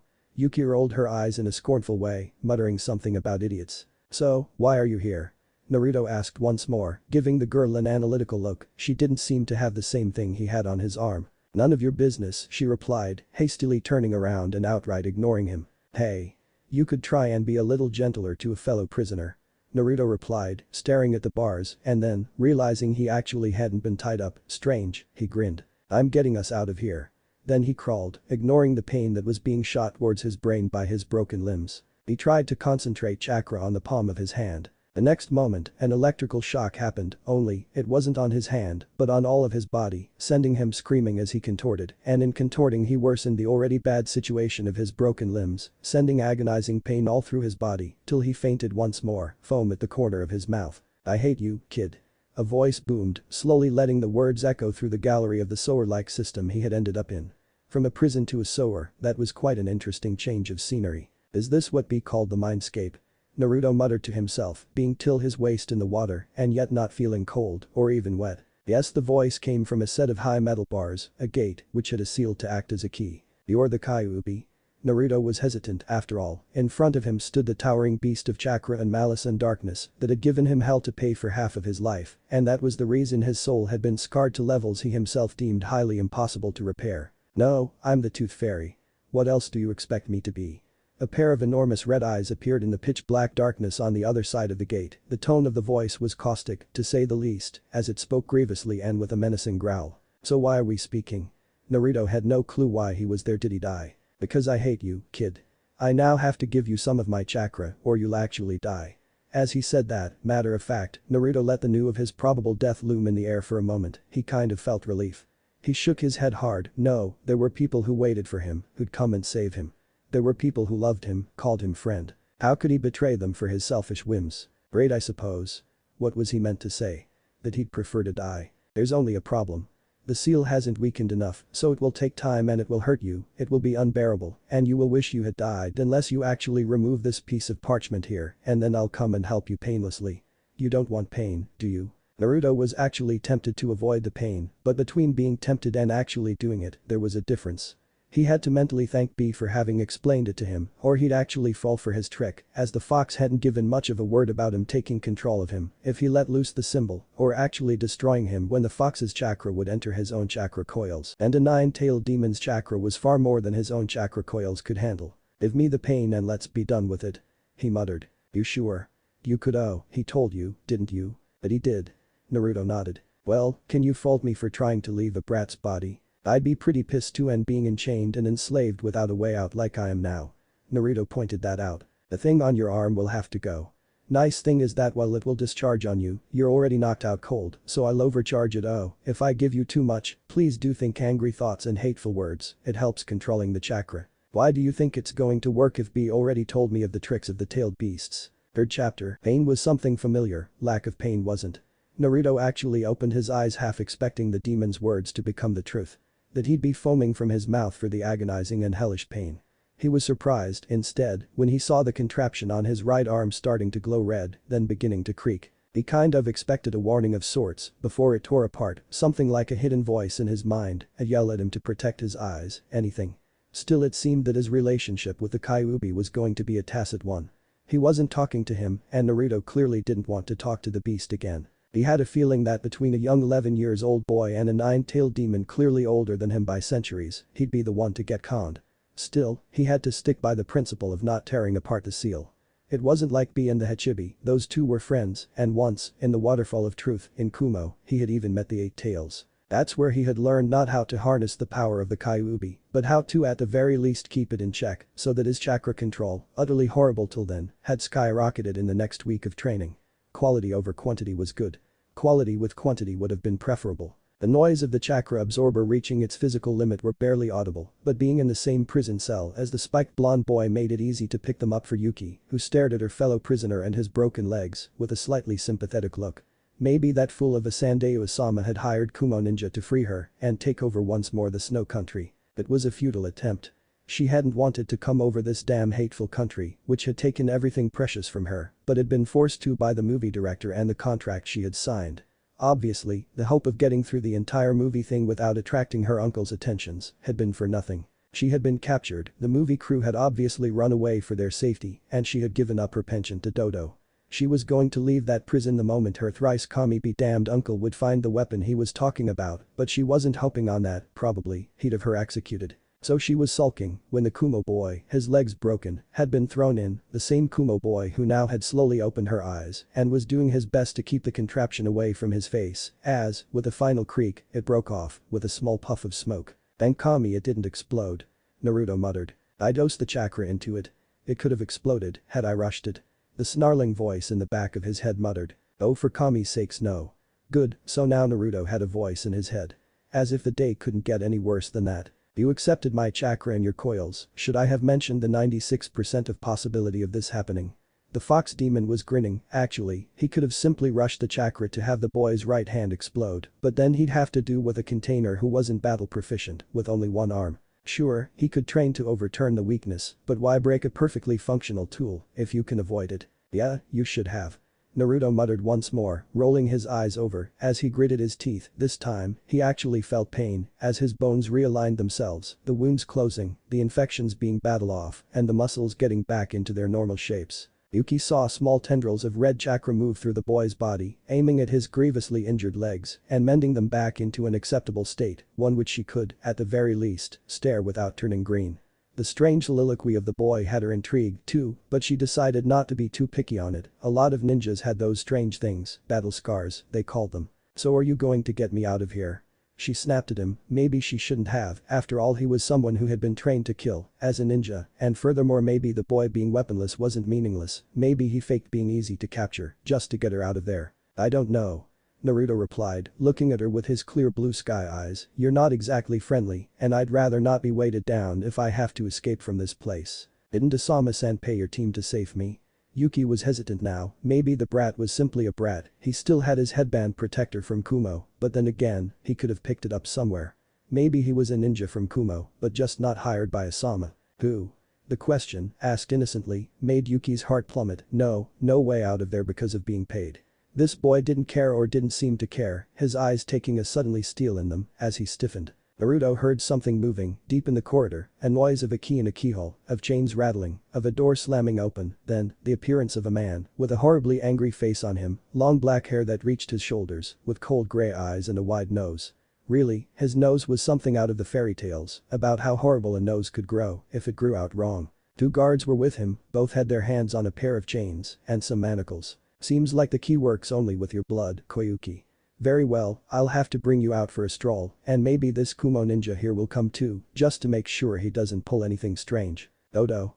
Just let me go. You can keep this damn country for yourself if you want it so badly. Koyuki snapped back at her uncle.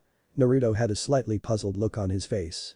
Didn't the girl say her name was Yuki? Just to let another Sandayu come around and bring you back here? With you dead, that pathetic excuse of a rebellion will finally be over.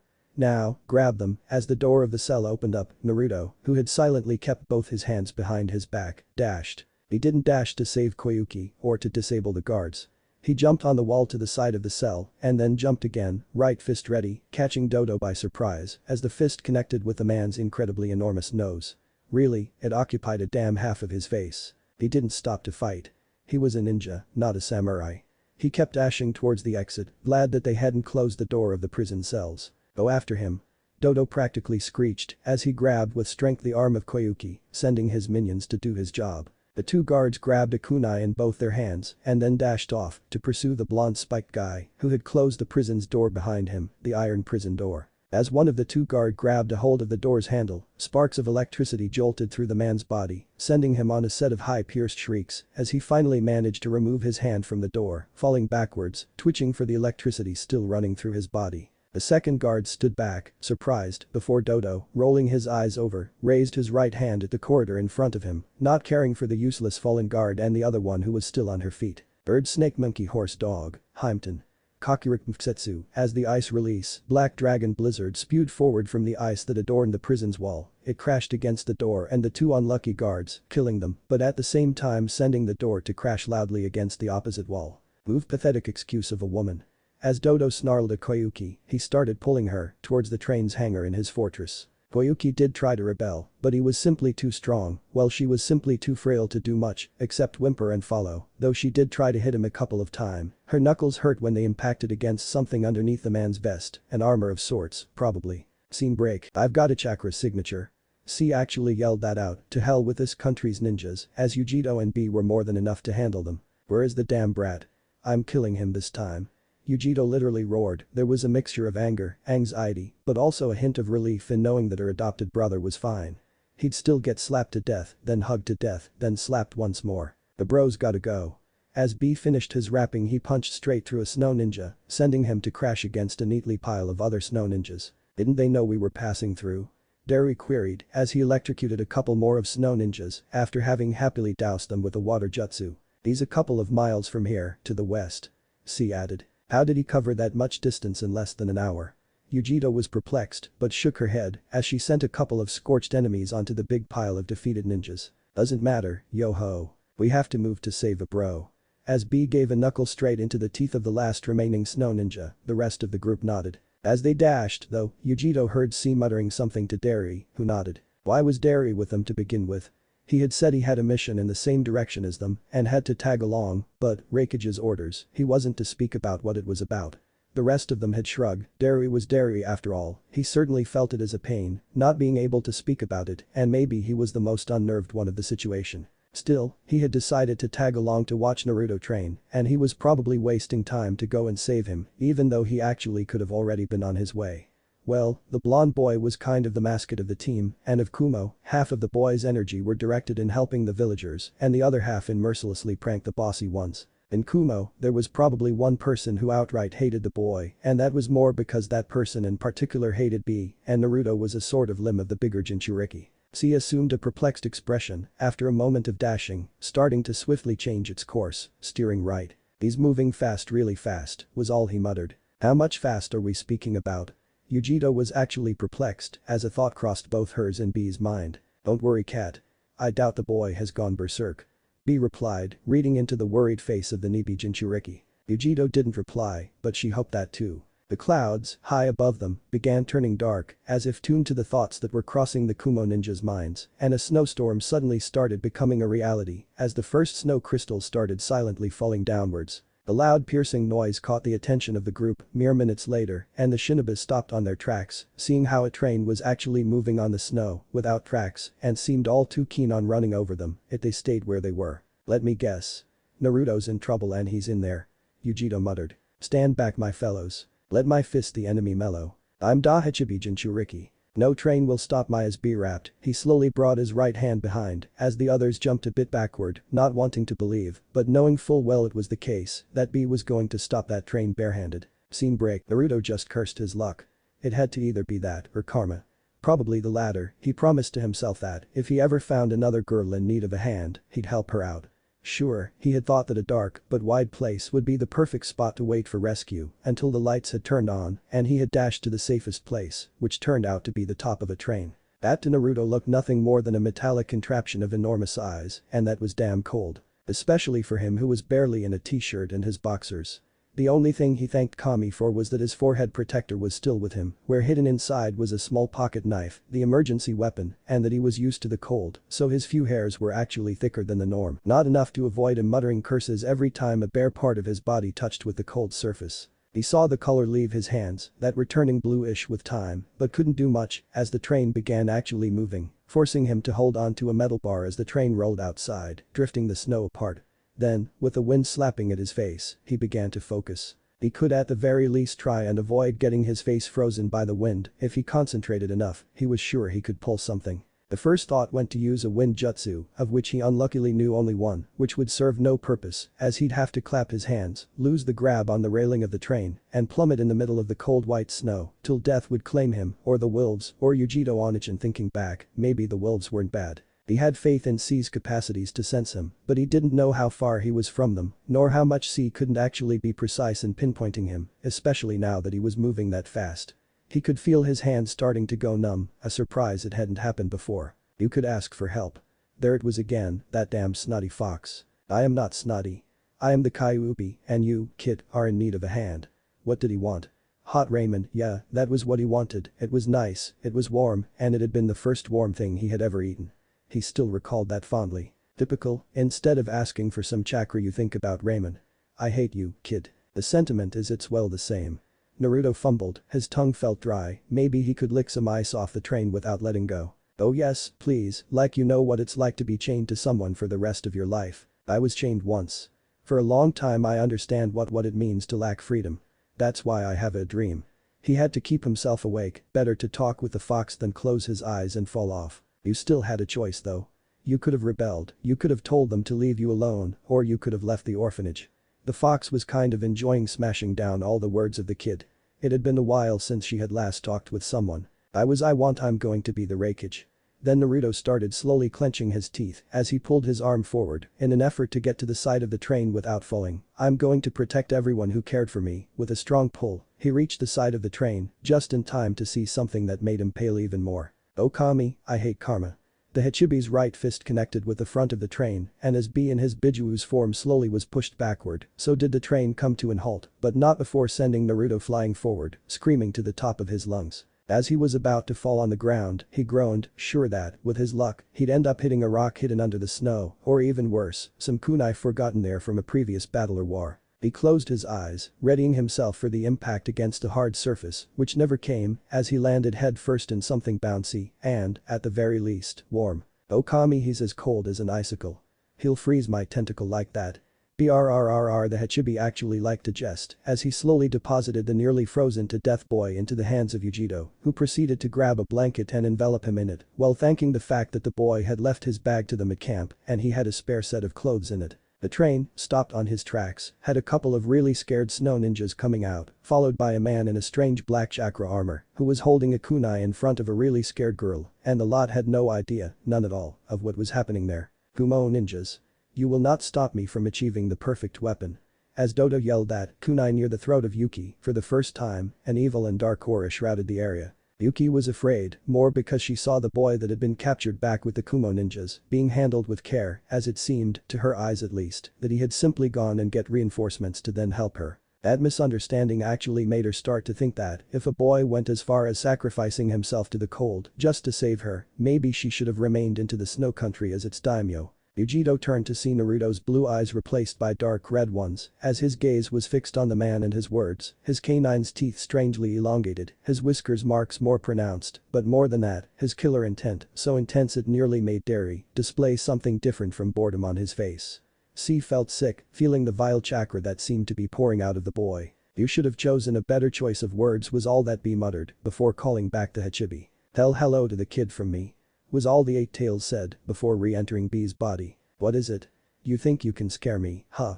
Dodo smirked, it was clear those were only show-offs. He had no idea what a Jinchuriki was, too busy living a luxurious life and searching for the weapon, but, worst of all, not knowing that he was already dead. The pocket knife, the emergency weapon of Naruto, was in truth made of a chakra metal, which reacted strongly to elemental affinities. Thanks to Naruto being a natural wind user, he could actually increase his pocket's knife reach with chakra. In his unreasoning state, where he simply let his emotions wash over him, as he was too tired to think straight, someone had said a pair of words that had made him click. The next moment he was no longer in the winter blanket that Yujito had given him to warm himself, he didn't need that warmth. He needed another type of warmth. The warmth of fresh blood gushing out from a freshly made wound. As his pocket knife slashed into Dodo's throat, having Naruto actually appeared behind him in a flicker of pure speed and nothing else, blood exploded like a fountain as it sprayed all over the white snow, changing its color to crimson. What was worse was that nobody stopped the boy from actually tearing apart Dodo's body, blood suddenly covering the boy in various parts as he finally took his time to turn his gaze, still red, around, seeing the girl, Yuki. She had lied to him, but she was a worthless prey. The Kumo ninja were his friends, yes. The snow ninja on the other side. As they cowered and some made steps to turn around and start running, Naruto was already on them, laughing maniacally in glee. He needed their blood and he needed their death, for he was a monster who could feel emotions only in slaughter. Barry looked expressionless at the slaughter, sighing. Sorry you're seeing this. He muttered to the girl, who nodded by habit, her face pale as she had brought her hands to her mouth. You're Yuki Fujikaze, the famous actress, right? I watched some of your films. Yujito whispered, moving closer to the girl. As Yuki wanted to scream, ask them what was wrong with them for not stopping the boy, she looked into the other woman's eyes and said nothing, as the eyes of that woman were as burdened with grief as those of the other Kumo ninjas, barring those of the big muscled man who had shades on. Naruto. The yell snapped him out of his mental state. It was his name, right? Naruto, not monster or demon. Naruto. Who had called him? Turning his head around, he saw B, his uncle, stare at him and gesture him to move closer to him. He turned for a moment, looking at the crying snow ninja whom he had broken the legs, in an ironic meaning of what they had dared to do to him. He wanted to give the finishing blow, but again, he was called. Naruto. Enough is enough. Well, he couldn't always have everything from life. He turned around again, walking slowly till he was in front of B, who looked back at him. Naruto, B whispered gently, one last time. Naruto stared back, his eyes jolting to life as he looked around, surprised as he recollected his thoughts. Did I do this? He whispered, sadness appearing over his entire face. Well bro, you've packed a punch. Adolescent to the bunch. Nothing's bad, no need to be sad. As B rapped, smiling, he brought his right fist forward. Homie and bro, don't let a bro hanchen. Naruto smiled meekly, raising his own right fist and fist bumping. Good to have you back. Yuki didn't know what to say, so she resorted to do the most polite thing she could think of, thank you for saving me. She bowed, slightly blushing, while she looked with lost eyes at the manly form of B. Yujiro rolled her eyes over, grabbing the blanket once more and surrounding Naruto with it. You are so going to get punished when we get a moment of rest. Yujiro Onichan. That wasn't my fault. Naruto pouted, making his best puppy eyes, already forgetting about the slaughter or the dead bodies around them. You didn't check your surroundings, it was your fault. C pointed that out. Yeah, definitively, Derry added nodding. Well then, let's bring the Missy somewhere safe. Let us take a nice cafe. Let us go somewhere warmer. We still have a mission on our roster. B rapped, earning himself a perplexed look from Naruto. Roster and roaster are different things, bro. He stated. Damn. Was all that B said, while the other's sweat dropped before either grinning or chuckling. Scene break. As it turned out, as the ninjas of Kumo left a couple of days later than planned, the now recalled land of Spring Yuki's real name was indeed Koyuki. Furthermore, she was actually the daughter of the daimyo, thus making her the new daimyo, and the perfect weapon, a name that no one ever dared pronounce again, was in truth a spring generator. A thing that made Naruto happier, as he spent the days resting and recuperating from the harsh cold temperatures that had left him numb at the extremities of his limbs, that, and the repeated battering that Yujiro had inflicted upon him, guilty of having made them all worried. The ninjas had gently passed on the fact that Koyuki had misunderstood their intentions, figuring out that it was far better to have a daimyo on their good side than not. He chuckled like an idiot for most of the rest days, thinking about how the Raikage was going to stop drinking sake when he realized that a team led by him had actually managed to bring an alliance to Kumo from the land of snow. As they departed, their next stop turned out to be Yugakure, a hot spring village. They reached the not-walled hot spring village by the end of the fourth day of travel, and by then, Naruto had become quite able in delivering near-fatal amounts of electricity into his hands, a fact of which he was pretty proud. Yeah, if only you actually knew how to discharge it all without having it linger around, Yujiro scoffed, especially because, being the only one with long hair, albeit tied in a ponytail, it made her tail stick upwards, a really funny fact that made her start to think that Naruto was doing it on purpose, rather than by accident. As Naruto let sparks run across his hands, from one to the other, he began chuckling. He'd never admit it, but he kind of enjoyed knowing that he could move Yujiro's hair up and down by simply increasing or decreasing the chakra poured in the jutsu. These were the type of jutsus he enjoyed the most. It wasn't much about control, which still helped, but about quantity. The more chakra, the better the technique turned out to be. So, in a certain way, it always resulted in a perfect jutsu, he only needed more practice. A slap on the head later and they were taking rooms in the only inn of the small village of Yugakure, which obviously had separated hot springs for males and females. Be nice and don't peek, especially you see, Yujiro harshly muttered as she entered the female side of the hot baths. A nice soak before dinner wasn't bad at all. Naruto raised an eyebrow, looking at C, who shook his head with a loud sigh. Just because I'm a sensor ninja doesn't mean I have to peek.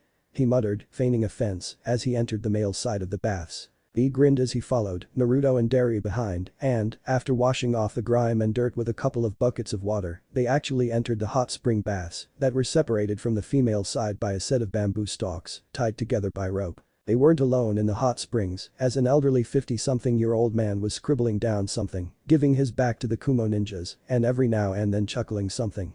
He wore his long spiked white hair in a strange ponytail that resembled more an otter's tail. The wounds on his back actually made him a probable ninja or ex-ninja, but being weaponless, like the rest of the Kumo ninja, didn't classify him as a menace. So Gaki, how's it going with the Raiten techniques? As Derry queried, Naruto chuckled and was about to demonstrate it when C grabbed his hand with a sigh. "We are soaked in the water, please, refrain from physically showing off." "Aha. Come on, a little bit of electricity never killed someone." B laughed. "If you try anything I'm coming over to kill you." A female infuriated voice yelled from the other side of the baths. "Bro, we got Yujito Onichan angry she's going to have wrinkles."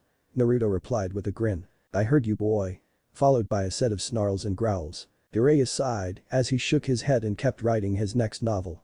He had been following a trail left by his spy network that was more than cold dead cold. Thankfully Minato had closed down route and grabbed their mission scrolls, then, coupled with knowing Naruto's codename, Monster, he had discovered his first and only mission for route outside of Konoha, to kill an elderly lady to press an anti-Konoha counselor of Odo into silence. Ruthless as Danzo was, the kid had barely been 6 years old by then, and already, reading all the notes partaking his training, he had shivered.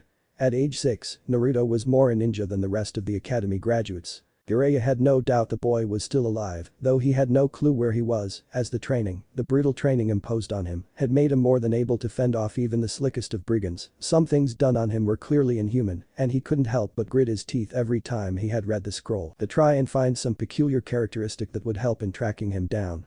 From the first mission, he had actually gone to Odo, where, at a great risk, he had managed to come to the understanding that only a group of Kumo ninja was in the area, and thus, following a really fragile-looking trail, he had decided to make his way to Kumo, hoping the fact that he was wearing an oil forehead protector would avoid the people connecting him to Minato, and thus to Konoha. The only problem being the Raikage, who knew him too well, having even clashed against him in an effort to help Minato out, though it usually ended in a 1 vs 1 between Konoha's Yellow Flash and the Raikage, both fighters of inhuman speed. He knew for a fact that the boy had been subjected to atrocious tortures, thus he should have numerous scars or scar tissue. Then, he knew he had the whiskers marks on his face, blue eyes, and resembled a mini Minato. He also knew, albeit that was a really old knowledge, that he referred to himself as monster or demon. As he kept on scribbling, he realized someone was perching to his side, not sensing any threat. He supposed it had to be the boy that had previously yelled and been yelled at from the other side, who also was proficient with Raiten techniques, so maybe it had to be a really impressive Chunin, since normally Genins weren't able to use natural affinity jutsus until they got a firmer grasp of chakra control. He still didn't turn around though, since, when inspiration took him, he had to write till the end. The boy, after a while, swam back to his group and Jiraiya just barely looked at him with the corner of his eye, blonde wet hair, no scars on his back. He did, however, turn around completely when he realized the other ones were eyeing him pretty puzzled. "Hey, that's the Toad Hermit. The old pervert." Killer B was the Raikage's brother, and that much was known even by the dumbest of Kumo, and thus was something that the old Toad Hermit knew. "He wasn't it? You're on a mission with your brother?" Jiraiya was perplexed because he didn't think the Raikage would actually leave Kumo unless it was a diplomatic mission, and none of his spies had told him anything on that regards. "He knows Otu-san." The blonde wet-haired boy spoke then, turning around to face the hermit, who gasped, but since his gasp was visible, C and Derry actually tensed up, their gaze getting darker. It didn't take much for the air to suddenly spark with tension. The Toad Sage was no fool, however, as he connected the Yujito Onichan to Yujito Nai, the Jinchuriki of the Nibi, who was probably already on alert after B's rap, which had come at a higher than normal tone. Still, the blonde boy, with blue eyes and whisker marks, who resembled a miniature Minato, stood there, on the side of the Kumo ninjas, staring at the man with a perplexed look. "Yeah, my nephew here, he's a strong gaki, so we call us bros. We can kick asses and save daimyos." As B rapped once more, he stared at Jiraiya with an expression that pretty much went, "Try anything and it will end in blood. That's one of the legendary Sanins, Jiraiya Senin, he was the teacher of the 4th Hokage." C muttered, as Naruto slightly felt a bit of shiver in his spine, but why? He was in a hot spring, and the water was warm. As he instinctively clung to his uncle's side, he stared with a wide-eyed expression at the old man, who had intrigued him because he was managing to write on paper without wetting it. "Naruto. You've been in the water too much. Out now." Yujito snapped from the other side of the baths, as they could hear her quite clearly growling as she made her way out of the female side of the baths. "Ogaki." Even the Shinigami frowns when Yujito-chan is angry. As B grinned at the boy, he actually eased him back on his feet and pushed him gently on the back, out of the water, and back in the changing room. Naruto silently obeyed with a nod, drying himself and then moving out, just to have his hand grabbed tightly by Yujito, who proceeded to bring him to the room they'd share. "That boy belongs to Jiraiya," spoke slowly, but was stopped by C's murderous glare. "You're starting the sentence wrong. He belongs to no one, and certainly not to a pathetical excuse of a village which has torn his soul to shreds." The murderous hiss was something that would make even snakes proud. "How did you get him?" The Sannin spoke slowly, he was weaponless, but so were the Kumo ninjas. The only problem being that, while both sides were soaked, one side knew how to do Raiten Jutsus and had an entire village skilled in it, and the Hachibi and the Nibi would probably barge in, and they were four and he was alone, the odds weren't in his favor that night. Why do you care?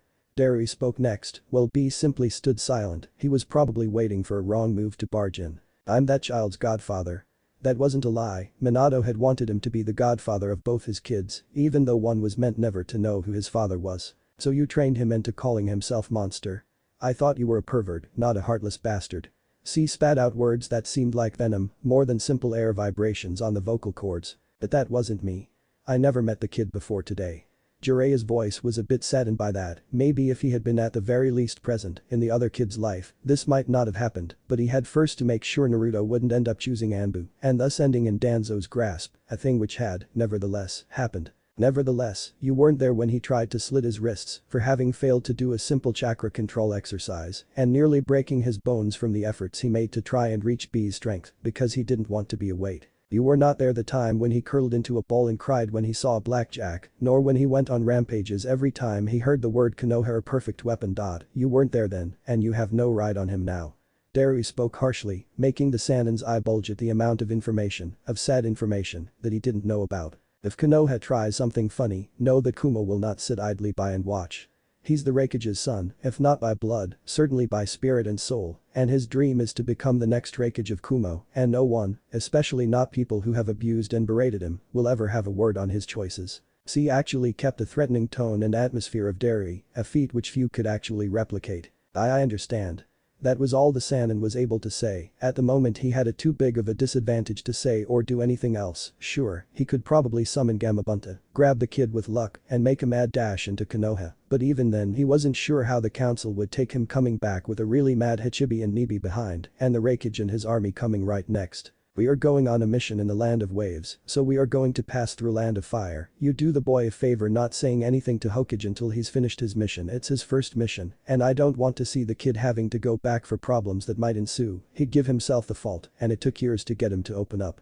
B spoke quietly and without rapping. The fact that made Jiraiya actually cringe inside, because he knew that usually, that meant he was about to come with a really serious dead threat. If anything happens to the boy, be it Anbus, Konoha ninjas, or you the culprits, know that I won't stop until the Hachibi will be trashing through the entirety of the Land of Fire, and the Hachibi is on the same wavelength of thoughts as me. Did I make myself clear? Jiraiya nodded, gulping down. Good. We've been in the water enough. With that, the Kumo ninjas left the Sannin alone. And now what do I do? Jiraiya muttered, he could send a toad summon back to Minato, warn him, and then that would probably send him ballistic, then send the council ballistic, then Danzo on a warpath, and would probably end up with Kushina wanting her boy back and a war being waged over the kid. The kid seemed happy and with friends, maybe he would warn Minato only, in person, after discovering just how well the kid had been treated in Kumo. Yeah, he'd do that, a couple of months more wouldn't harm anyone. Kushina waited years that didn't stay well with his heart, but what else could he do? Scene break. It had been strange how B had insisted on still taking guard turns and handing them out to everyone but him. Still, Naruto had shrugged, thinking it was just his bro acting paranoid and safe rather than risky. More strangely, while they had taken 2 rooms, in the end it had resulted with Derry being the only one to sleep alone, while he, Yujito, B and C had slept together in another room. Something about Derry having to wake up and leave earlier than the rest of them, but still. The next morning, they had departed among nervousness, without Derry. There was some strange tension in the air, something which Naruto wasn't able to get his hands on, but that was still there. The meeting point is just a couple of hours ahead, so Naruto, stop here for a moment.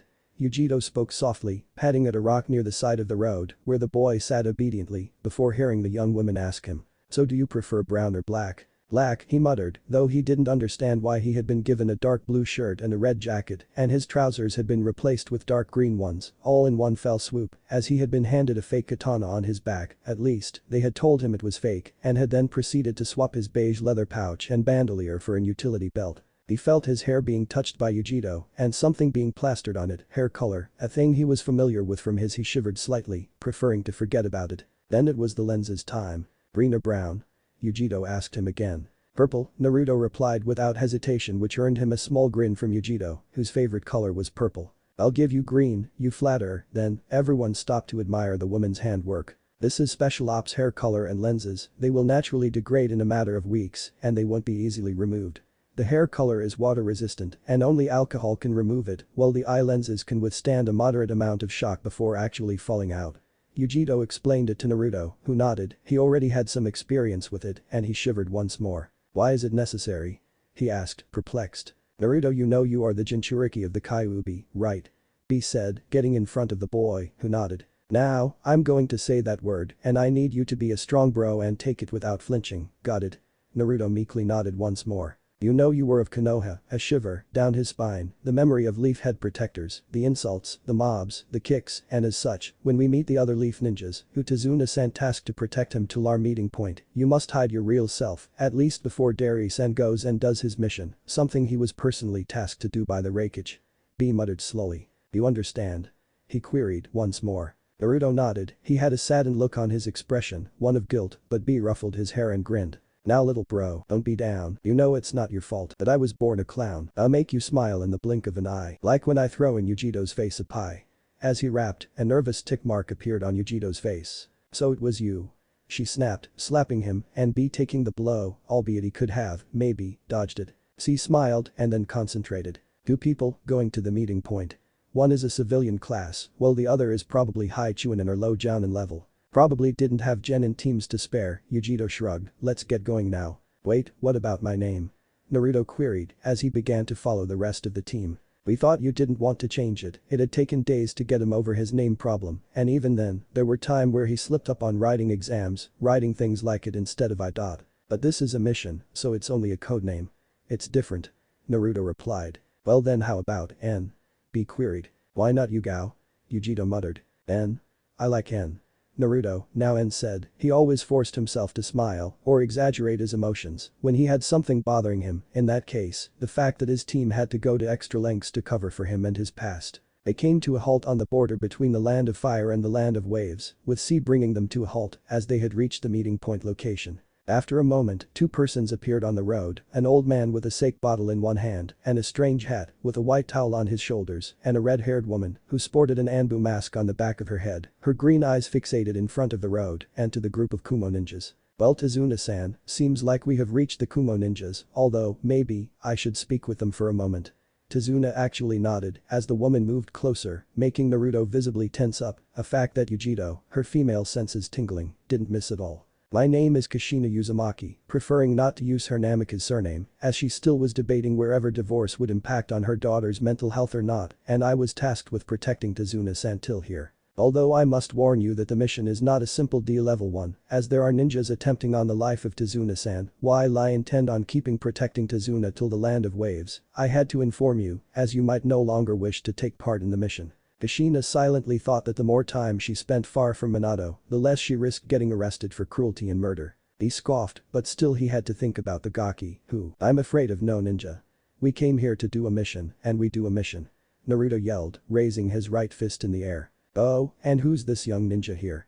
Kushina queried, perplexed. Well, the thought of a group of genins being old was probable, since genins exams happened once every 5 years, and not every group could pass. The only reason for why there was such a difference of age between group members was that either two hadn't graduated in a long time from the Kumo Academy or one of their teammates had died, and the academy class had even numbers for the usual team selection. At least, she was basing this info off Konoha's system, while in Kumo it wouldn't matter. I'm N and I'm going to be the future Raikage. Naruto yelled out proudly. Nice to meet you N. Kushina smiled at such a display of excitement. I hope your dreams comes true, Dadabeo. It might be too dangerous though. Yujito muttered, looking protectively over Naruto, who looked back at her with his puppy eyes of doom tm. Fine. The blonde Jinchuriki rolled her eyes in acceptance of the fact that no, she couldn't just snag him away and cuddle him to death in a corner, as Mitabi wanted to. Oh well then we're in. Let the rap begin. As B started rapping, C sighed. I am C, this is B, N already presented himself, and she is Yujito. As C handled the presentations, Kushina nodded. I'm the super bridge builder Tazuna. Let's get going then. And with that, the group started moving. Unknown to them, Kushina's mind was racing, because, really, who wouldn't know the brother of the Raikage, as the Hachibi, and who wouldn't know Yujito, as the Nibi? And why would they accept a D-rank mission with ease? Especially when they both had completed, according to the bingo book, A-level missions too, before going on a retirement phase for a while. It was strange, especially because, while she could easily place C at a jounin level, on the kid she had no clue. He simply was too strange to be part of the group, and somewhere, tucked away, there was something else nagging at her, something about the boy's whisker marks. On the other hand, the Kyuubi chuckled in silence, humans always were that interesting. He wouldn't know, because he usually squished them down with ease. Still, if he could manage to get out, just enough to have a little chat with the redhead, the same woman he had seen once in the company of the fourth Hokage, but at the time cradled with babies yet to birth, the same night he attacked Konoha, then maybe he'd give some fun to the atmosphere, and maybe, he'd bring the boy close to the pits of despair, close enough to push him through, and have him finally give in and free him. Then, he could take over the boy's body and use it to bring forth even more slaughter. Yeah, he'd do that.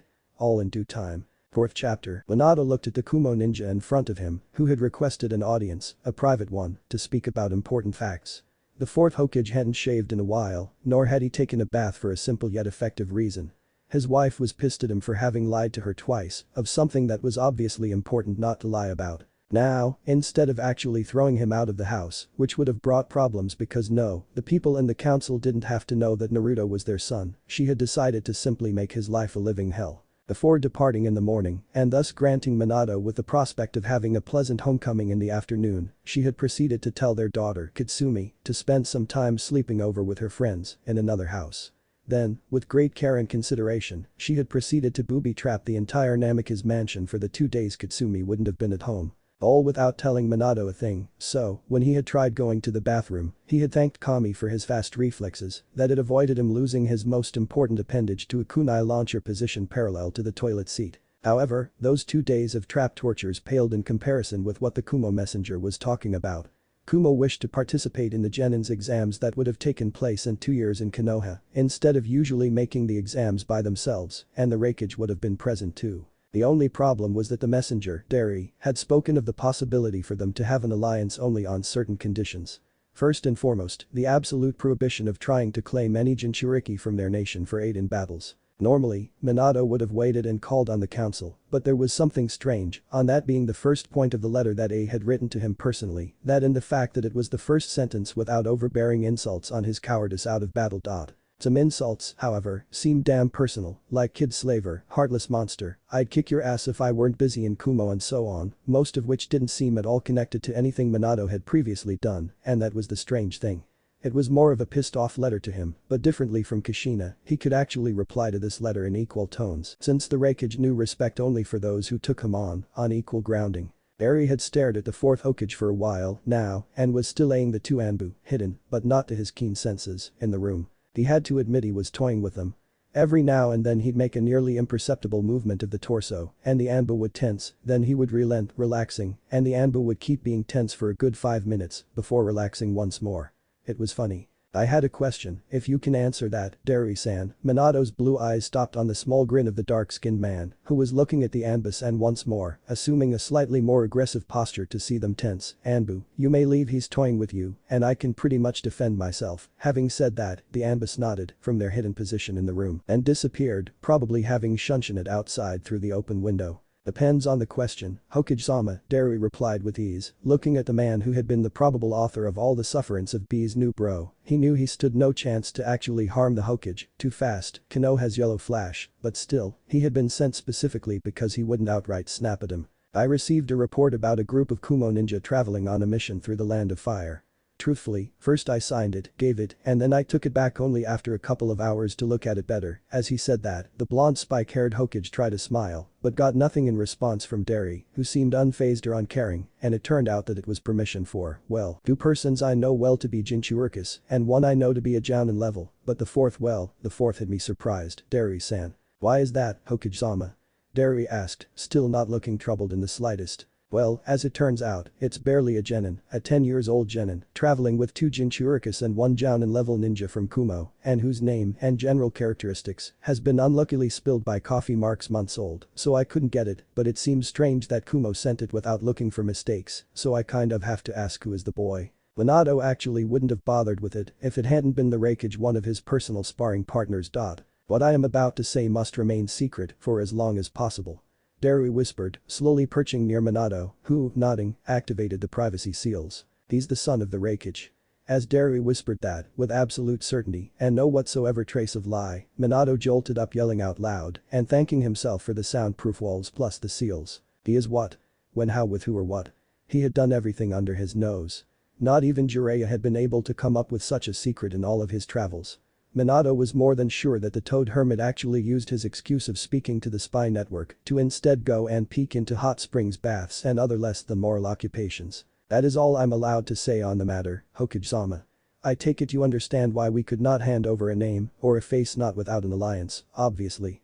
As Derry spoke slowly, Minato nodded. He too hadn't much shared the news of the face of Katsumi around with the other cages. You never knew when a friend became an enemy or not, and as such it was the only safe thing to do. So it's his first mission outside of Kumo, and he's got bodyguards with him.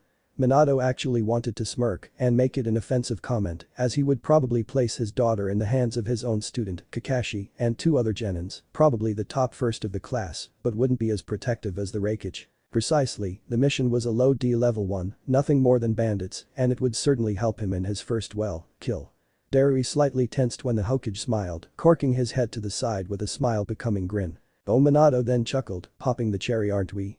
Anyway, I suppose there won't be a trouble discussing alliances through messengers for a while. You may go back to the Raikage's side and inform him that I will send over a letter just as colorful as his own. Barry nodded at the Hokage's word and took leave, deciding that the sooner he left the city, the sooner he'd feel cleaner, as he couldn't withstand seeing people so casually stroll by smiling or happily chatting or selling stuff and connect them to the stories that Naruto himself had spoken of more than once and that he had started to cope with by declaring them nightmares. He passed by the orphanage just to have a look at the institution and was surprised when he saw a flash of gray stinted pink on the head of an elderly-looking woman, Kurusa Haruno, and how she was so happily smiling with a bunch of other orphans. He would have wanted to enter, grab her by the neck and chain her to a rack filled with pointy ends, but he controlled himself. He could feel the Anbu's gaze on him, even though he had done his best to remain hidden. C's courses on detect the enemy so that you don't get a pike up your rear were useful, after all. He grabbed just a couple of fresh fruits to eat for the first days of travel and then started walking at a leisurely pace out of Konoha. He would have dashed normally, but he wanted to make the Anbu following him a bit more nervous by acting cool. Land of waves. I have not been paid enough to fight you lot. Zabuza of the Hidden Mist pointed his finger at the group of ninjas, Kumo and Konoha together, and then, with a sigh, he added, I'm all but suicidal, and this is suicidal, so we give up. Tazuna-san, it's been a pleasure meeting you, see you around when, maybe, you're surrounded by like a hell of a lot of too high-leveled ninjas. Haku. We're leaving. With those final words, Zabuza actually jumped out of the way of the group and left them there with an enormous anime sweat drop on their foreheads. Sensei. I ain't gonna train if this keeps up. N slang to B, who sighed and raised his right hand, his index out, before saying in a teacher-like attitude. Bro, the rhymes must come from the heart. All you need is a good start, then you must grab a rhythm and make rhymes that become myth. Yo. Chikabo chikabo. As B rapped that, Yujito turned to speak to Kushina, who was looking at the scene with a perplexed expression. It's their thing. I tried not to have B corrupt N, but it didn't work out since it makes him happy. I generally close an eye. Yujito turned his gaze, more soft, towards the boy, and Kushina, as it was something akin to female sense, spoke back. Is he your younger brother?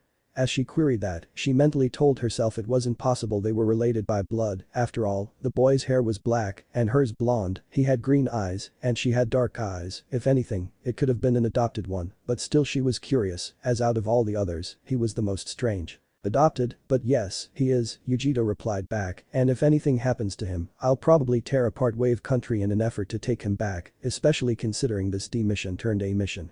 As she casually stared to Tazuna, the man sweated a bit before trying a nervous chuckle. Zabuza of the Hidden Mist and his associate have left the premises of my sensor range. C stated, and, just as imperceptibly, Killer B stopped being tense, as Kushina too had been. C seemed to be a sensor type, and pretty good at it too, having been the one to realize they were being watched. That's good. My house is nearby too, so how about crashing at my place as thanks for not having left my sorry butt on the road alone. As Tazuna offered that with a smile, taking the lead the rest of the ninja followed. Kushina started realizing something strange. It was always Yujito, C or B that stood next to her, never the boy, who, without realizing it, ended up moving further away from her each time. This started to puzzle her to no end, as it seemed they were going to great lengths in showing their distrust of her. Oh, by the way. Naruto exclaimed, along the road, I finally got the rating. Kanji Kiha down. Want to see it. Elemental jutsus at such an age. Is he really only a genin? As Kushina queried that, B rapped a reply. Bro's got chakra to spend, his control is excellent, so without further delay, elemental jutsus I taught him oyihi. But that was horrible rapping, and no, Naruto, you don't show off jutsus, you use them when you need them, Yujito muttered, before realizing she had said the first part out loud, that out a bit louder than expected, rolling her eyes over as she saw B feigning being mortally wounded in the chest, and exclaiming out loud. Oh. My wound is fatal, bro, help me out, her words are lethal. Yugi-chan doesn't like my rhymes, but she can't sing for a dime. Don't make me angry, Yujito growled slightly, her nails strangely elongating of a couple of inches. Now that's not very nice to say, B-san, Kushina butted in, for the female power stuff, probably, I am sure Yujito-san can sing pretty well. She's tone deaf, the reply came like a matter of fact from C, who then dodged a set of claws aimed at where his face would have been seconds before, and the truth hurts her. I am not tone deaf. Yujito exclaimed, as Naruto simply chuckled. Yujito Onichan, you forced Hikaku to give you a permanent discount on ramen if you didn't sing in his restaurant, as the boy pointed that out, Kushina's eyes lit up. Speaking about ramen, I know of this stand in Konoha. She just barely pronounced the name of the village, that Naruto shivered, but kept walking, albeit he was a bit paler, Ichiraku's ramen, maybe if you ever pass by there, you should try it out, it's the best in all of the land of fire, Dadabeo. The red-haired woman smiled as she finished her sentence, frowning just a bit when all she got back was a simple nod of the head, realizing how everyone had seemingly been worried on the boy, even if for just a split second. I see, are you fond of ramen too, Kushina-san? Yujito queried. Yes. I love it. I'd eat it every day if it wasn't unhealthy in the long run. It runs in the family, I suppose. Even my daughter is pretty fond of it. Kushina's gaze turned sad for a moment as she thought if, somewhere, there was a blonde-haired boy with blue eyes who was walking around in tattered rags, asking for spare change to get something under his teeth. The sheer thought of that made her shiver and shake her head. No, Jiraiya was the best spy there ever was, he'd certainly find the boy and bring him back home. We got introduced to it by N-kun here. The brat ate nothing else for a long time, it was hard to convince him that vegetables weren't out to murder him. Yujito replied with a chuckle. Hey. That's true. You can't tell me the contrary when you refuse onions on the same basis. Naruto replied, feigning offense. N-kun, I hate only onions, you seem to hate the entire range of vegetables, Yujito replied. I say a healthy bro needs some green, then some red, some white and some yellow, then he can grow up strong and macho and conquer women with his strong B. Had begun rapping, but was swiftly stopped from ending his sentence by a fierce growl coming from Yujito. Stop rapping, sensei. Aussie-kun, help a bro out. As B exclaimed, feigning being hurt, C rolled his eyes in annoyance and sighed. B-sensei, please, we are not looking professional with a ninja from the other hidden village. Don't mind me. I'll talk with this young boy over here, N-kun, right. The other Kumo ninjas snapped their heads to the side, realizing that, in the heat of their exchanges, Kushina, as a good Anbu, had slowly made her way next to Naruto. About what? Naruto queried, looking at the red-haired Anbu. There was something familiar in her, something about the mask on the back of the head, he couldn't quite place it, but even the name Kushina was familiar to him. Well, how about your hobbies, your likes and dislikes and your dreams, just to pass time until we reach Tazuna-sen's house? I'll go first if you want to. As Kushina suggested that with a smile, someone else frowned. Sly bitch was all that Yujito thought, while removing the scowl from her face. Nah, I can do it. My name is N. A silent mental sigh in the minds of the Kumo ninja could be heard. I like ramen, my Otu-san, my bro, Yujito Onichan, C-san, Dari-san, my classmates from the academy. I hate the time it takes for ramen to cook, I hate it when people call me something else, I can't stand seeing people being bullied, and my dream is to become the next Hokage, following after my Otu-san. At that moment, Kushina simply smiled, but her brain didn't, at all, refuse the connection. This brat here was the son of the Hokage of Kumo. There were ninjas who would have sold their souls for a chance to capture him and demand something back, and that quite actually explained the reason there were 2 Jinchurikis and 1 Jounin level sensor ninja with him. The only problem was the boy's hair and eyes, the Hokage was blonde. N-kun, why don't you come with me for a moment, C said, I think it's time you learn how to sense other people's chakra. Hee. As Naruto skipped ahead, ignoring the fact that it was Kushina's turn to speak about herself, Yujito and B silently moved in a sort of wall formation, with the female Jinchuriki moving a couple steps back to speak with the woman herself. You made me curious, what would your likes and dislikes be, instead, Kushina-san?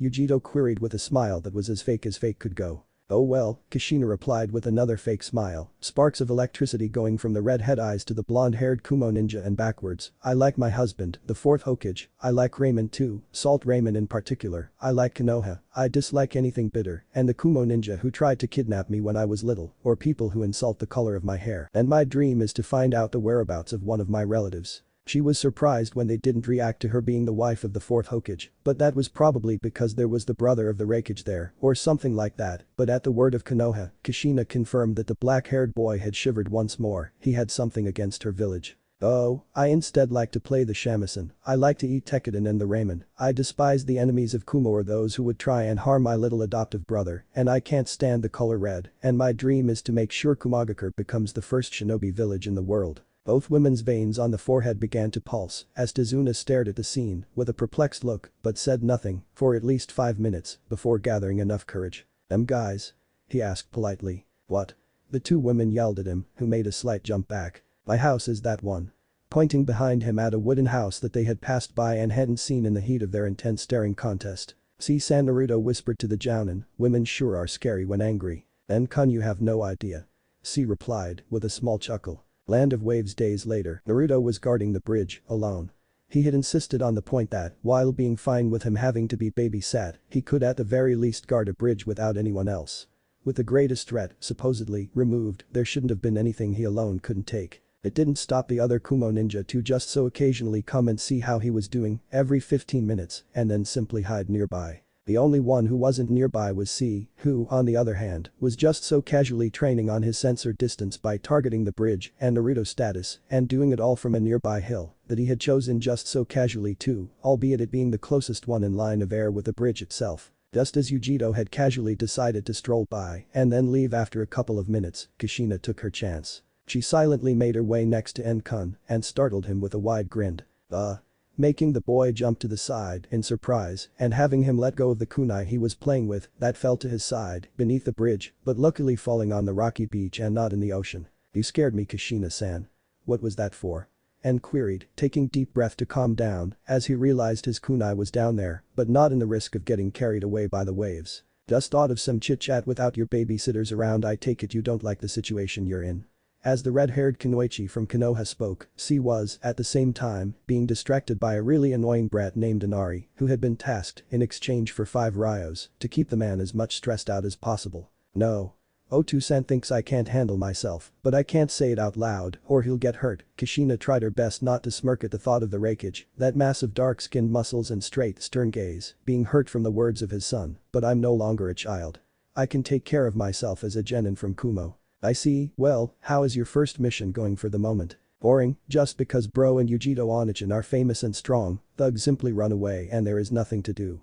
This is a fake C mission. At most it's not even a Z mission." N scowled as he watched the construction workers head off towards their homes as the new shift of workers took their place and I just dropped my favorite kunai. He pouted. Kushina chuckled, moving to the side of the bridge and then, with a grin, whispered something to N. "Look at this." She conjured a chakra chain from her back, making it descend swiftly and roll around Naruto's kunai before retracting the chain, pulling the kunai upwards and in her hand, and then handing it over to a really surprised Naruto, who took it with his mouth still wide agape. That was cool. "Can you teach me that, please?" "I'm afraid but then the thought crossed her mind, why not? It wouldn't work with the boy since he wasn't in Uzumaki, but she might get something from it only on one condition. "Which is?" Anne queried, hopeful it was something he could do. Answering one question truthfully. "Are you using Anbu class camouflage to mask your real face?" As she asked that, Naruto looked at the woman, then, deciding it wasn't so much of a problem speaking about it, he nodded. "Yeah, normally my hair is blonde and my eyes are blue, but please, don't tell Yujito Onichen and the others I told you." As he spoke, Kushina took her time imagining the Raikage type of blonde, but the more she thought about it, the more N, with blue eyes, started to assume another aspect, one which no, it couldn't be possible. What were the chances? "Hey. Now can you explain how you did that cool chain trick?" It was N's turn to make questions and Kushina smiled before nodding. "Alright Tebeo, here's how you must do it first, concentrate your chakra on your fingertips." As Kushina said that, Naruto raised both his hands and concentrated. It was like doing one of the Raitens, only without actually making the chakra accelerate. "Then, you must imagine yourself knitting it. It's something very difficult," and usually Kushina words died in her mouth as Naruto, simply, had a pair of blue-hued chakra chains that started to emerge from his own fingers and that kept on growing and growing, with the boy staring at them in fascination as he kept mentally repeating to himself to mend the chakra right left right left right. His feat was interrupted by a loud yell, however. "N. Come here this instant you." Before Kushina could do anything, really fuming with anger, Yujiro had already snapped out of his trance and had made him look with uneasiness at Kushina and then at Yujiro, before whispering. "Have to go, thanks for the trick." And dashing off towards his Onichan who seemed more keen on grabbing him by the ear and explaining to him how he was a stupid idiotic imbecile for not having answered the first time for dinner. Kushina stared at the boy from her spot, imagining him with blonde hair, blue eyes, the whisker marks, with the fact that the chains of chakra were in Uzumaki-only bloodline privilege, that could mean only one thing: that boy over there had a high chance of being her long-lost son. She snapped out of her trance-like state, shaking her head and standing up when she realized that both Yujiro and En were probably already heading towards Tazuna's house. There was only one last proof she needed, one that she could test out right there. Naruto. As En turned around, surprised at being called by his real name and staring at the red-haired woman, Yujiro on the other hand narrowed her eyes, grabbing the boy and starting to dash back towards Tazuna's house. Kushina hadn't gone years in despair to give up the chance that the boy was his son so soon, and she dashed off behind the Jinchuriki, bringing her right hand forward. Chakra chains barrier. As Kushina yelled that, chains burst forward from her back, dashing through the air and encircling Yujiro and Naruto who was on her shoulder, in a barrier-like made of chains that, well, it seemed to have a lot of air and escape, in truth had none, especially because between one chain pillar and the other, there was an invisible-like chakra barrier. Yujiro didn't take a moment of hesitation in letting go of Naruto and turning around. "Is this an act of war against Kumo? You're not going to go far when B and C come here." Yujiro yelled at Kushina. "This is already an act of war against Konoha. You stole Naruto from it." Kushina replied, angered as she raised her left hand, letting the chains do the talking as they dashed forward to encircle Yujiro. Yujiro managed to sidestep them, jumping backwards and then thanking Kami for the scaffoldings on which she nimbly climbed, all the while dodging the chains that kept on following her, breaking through the wooden structure and thus slowing down. "Why am I feeling sluggish?" she thought before earning an explanation from Matabi. That's an Uzumaki-style chain, its purpose is the binding of Bijuus and the absorbing of chakra from their enemies, she seems a master of it. As a Jinchuriki, I'm afraid it's the worst possible enemy, and you heard her. She can hold the 9 tails, and I don't think it's a boast. And I say the F word. You need to find a way out. The barrier is a semi-sphere, just go under. That's concrete we're talking about. Can't I transform? That would be worse. She'd just tear me outside. What? How in the frigging hell can she do that? Uzumaki-style chains, do I need to repeat myself? I've got to get Naruto out. Biting her tongue and making the symbols, she did the only thing she could do at the moment. Uchius no Jutsu. Nico. Placing her hand on the ground, a cloud of smoke later revealed a Persian cat with a white and red fur and a Kumo head protector on her tail. As Kushina called back the left-hand chains, she grabbed onto the kunai she held at the waist, a strange 3-prolonged kunai. Wait, that's… oh shit. An impulse of chakra later, the yellow flash, the Yondaime Hokage, the one and only Minato Namikaze, stood on the bridge, staring perplexed at the sight of the chain barrier of a Kumo ninja with a Persian cat the size of a large bulldog, a raven-haired boy shivering in a corner and staring at the battle in fear, and a really angry Kushina. Nobody moved for the first seconds. "They have Naruto," Kushina yelled, which earned her the undivided attention of Minato, who, jumping backwards to the side of his wife, said, "Where are they keeping him?" "The raven-haired boy, it's him. It's Naruto." As Kushina pointed that out, Yujiro yelled back. "That's the Raikage's son. If you try anything it will be considered an act of war." As she jumped backwards, the Persian cat following nimbly, the Yondaime narrowed his eyes, recalling the events of some days before when the messenger had arrived and how some points actually would have worked against Konoha in reclaiming Naruto back once they learned it out that sly son of a. This had to be fate's way of making things right. He'd grab the boy, give him back to Kushina, make sure he wasn't brainwashed by Kumo, ask for a meeting and force the Raikage into submitting into an alliance or into being in the wrong. Then he recalled about Iwagakure and Son Agakure, they'd just love to side with the Raikage, especially on this delicate matter. Wherever he was actually the son of the Raikage through adoption or not, it didn't matter, wherever he was the 9-tailed Jinchuriki or not, it didn't matter. That was his son over there, the son he had given to the harsh hands of fate and that fate had brought back within his grasp, he'd grab him alright, even if it meant war. Grabbing a scroll from the side of his vest, under his ample white and red trench coat, he swiftly undid the string, releasing simultaneously a barrier of kunes that launched themselves forward, landing randomly in the area in front of him. Kushina, support. With that, he launched himself forward, disappearing into a flash. Yujiro bit her lower lip hard, that was a really bad situation. Sure, she was a Jinchuriki, and sure she was the 2 tails problem.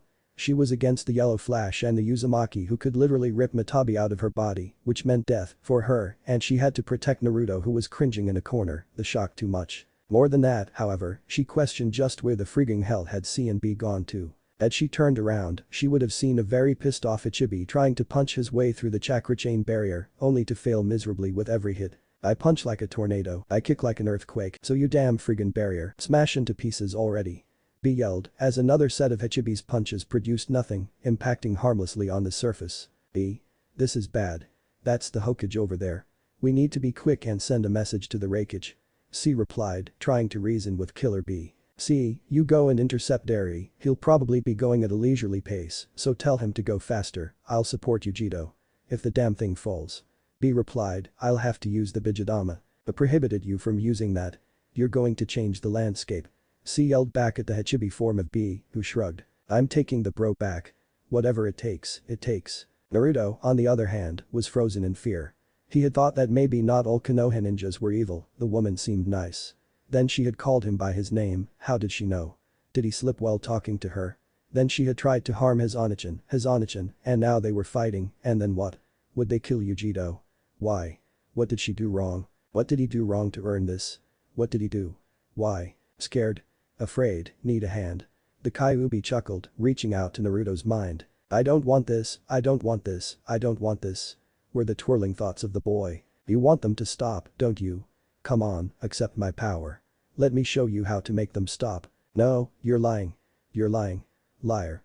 You're a liar. A liar or not, look, he's just wounded your precious Onichan. Naruto raised his eyes and bulged them in shock, as truth be told, Yujito had several slashes across her body, blood dribbling out and landing on the concrete of the bridge. The man stood tall, his face absolutely without emotion, like it didn't matter to him what he was doing to Yujito, like it was just part of the job description, come and make Naruto's life hell.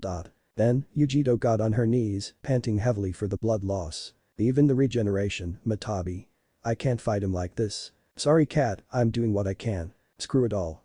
He dispersed the Nico summon in a flash. Konoha's yellow flash. Damn, I doubt the Raikage would magically appear out of nowhere, right? That would be a miracle, yeah. No longer interested in Yujito, who was now barely hanging to her consciousness, Minato moved forward towards Naruto, whose eyes had already started turning red, his contact lenses popping off and falling on the ground. Oh no, you Don. Minato didn't finish the sentence as he swiftly brought his battle kunai in a defensive position, just in time to block a slash from Naruto's pocket knife. Hey kid, calm down. I'm your Naruto dashed forward, ignoring the man's words, he had to save Yujito, but how? He knew he had to aim at the woman. It didn't matter that he wasn't as fast as usual. He knew what he had to do. His mind was clear. He had Rain. Jibashi. It didn't matter to him to dose it, he had to destroy the ground. They were on a bridge, if Kushina lost her footing she would fall and would have to remove the technique. As Naruto's electrically charged, or better yet, overcharged hands touched the ground, Minato swiftly disappeared and reappeared next to Kushina, grabbing her and jumping upward, just in time to avoid the destruction of good part of the bridge by the hands of the very one tasked with protecting it. However, in doing so, Kushina actually had to give up on the chakra chain's barrier, resulting Hachibi. Bijadama. Aim higher you moron. Ops. A sphere of concentrated white evil chakra and good black chakra threw itself forward, aiming a bit higher, and thus avoiding to actually reducing to ashes both Naruto and Yujito, but flinging against Minato and Kushina. But before it could impact, however, Minato had already transported himself downwards with Kushina, avoiding the blast that went off in the distance, destroying a till then happy hill on which a certain Gatu's shipping company had residence. As the barrier was off, however, Minato whispered to Kushina. Just stab him with the chains and we'll bring him with us. In the heat of the moment, Kushina nodded, as there was actually no other way, with B already moving his fists downwards, in his full Hachibi form, to protect the two. But the speed similar to that of a lightning bolt, a chakra chain flew forward, piercing straight through Naruto's abdomen, and as it recoiled backwards, bringing the boy nearer to the two, Minato managed just in the blink of time to get a hold of him and transport them all out of Killer B's reach. You damn son of a. The rest of the insults, covered with the Hachibis trashing around, actually made the building of the bridge a year-long project, once more, but without Gatu's thug, it actually turned out fine well, except the scared senseless workers who renamed the bridge, the Fury of the Biju. Konoha Minato's safe house. Naruto. Kushina was worried, she had, quite actually, nearly killed her son in order to save him from the Kumo ninjas.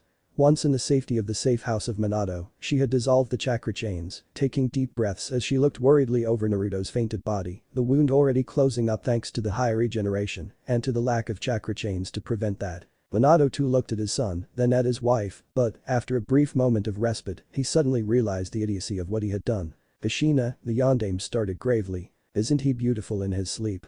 Came as a half-dreamy reply from his wife, who was gently caressing Naruto's hair, still raven-colored, while holding his head on her lap. Kushina, you realize what we just did? Minato spoke again, if a bit softer. We got our child back. That's what we did. Kushina replied, staring back at Minato, the stern look on her face saying it all. We kidnapped a Kumo ninja, who, if his companions are to be believed, is the Raikage's adopted son. How are we going to explain that? We will tell everyone the truth. He is my son and yours, wherever you like it or not, no matter what will come, I am not going to let him out of my grasp again. He's mine, got it? As Kushina said that, she quite possessively clung to her sleeping boy, who kept being knocked out cold. Fine, I'll come up with something. How are we going to tell Kitsumi?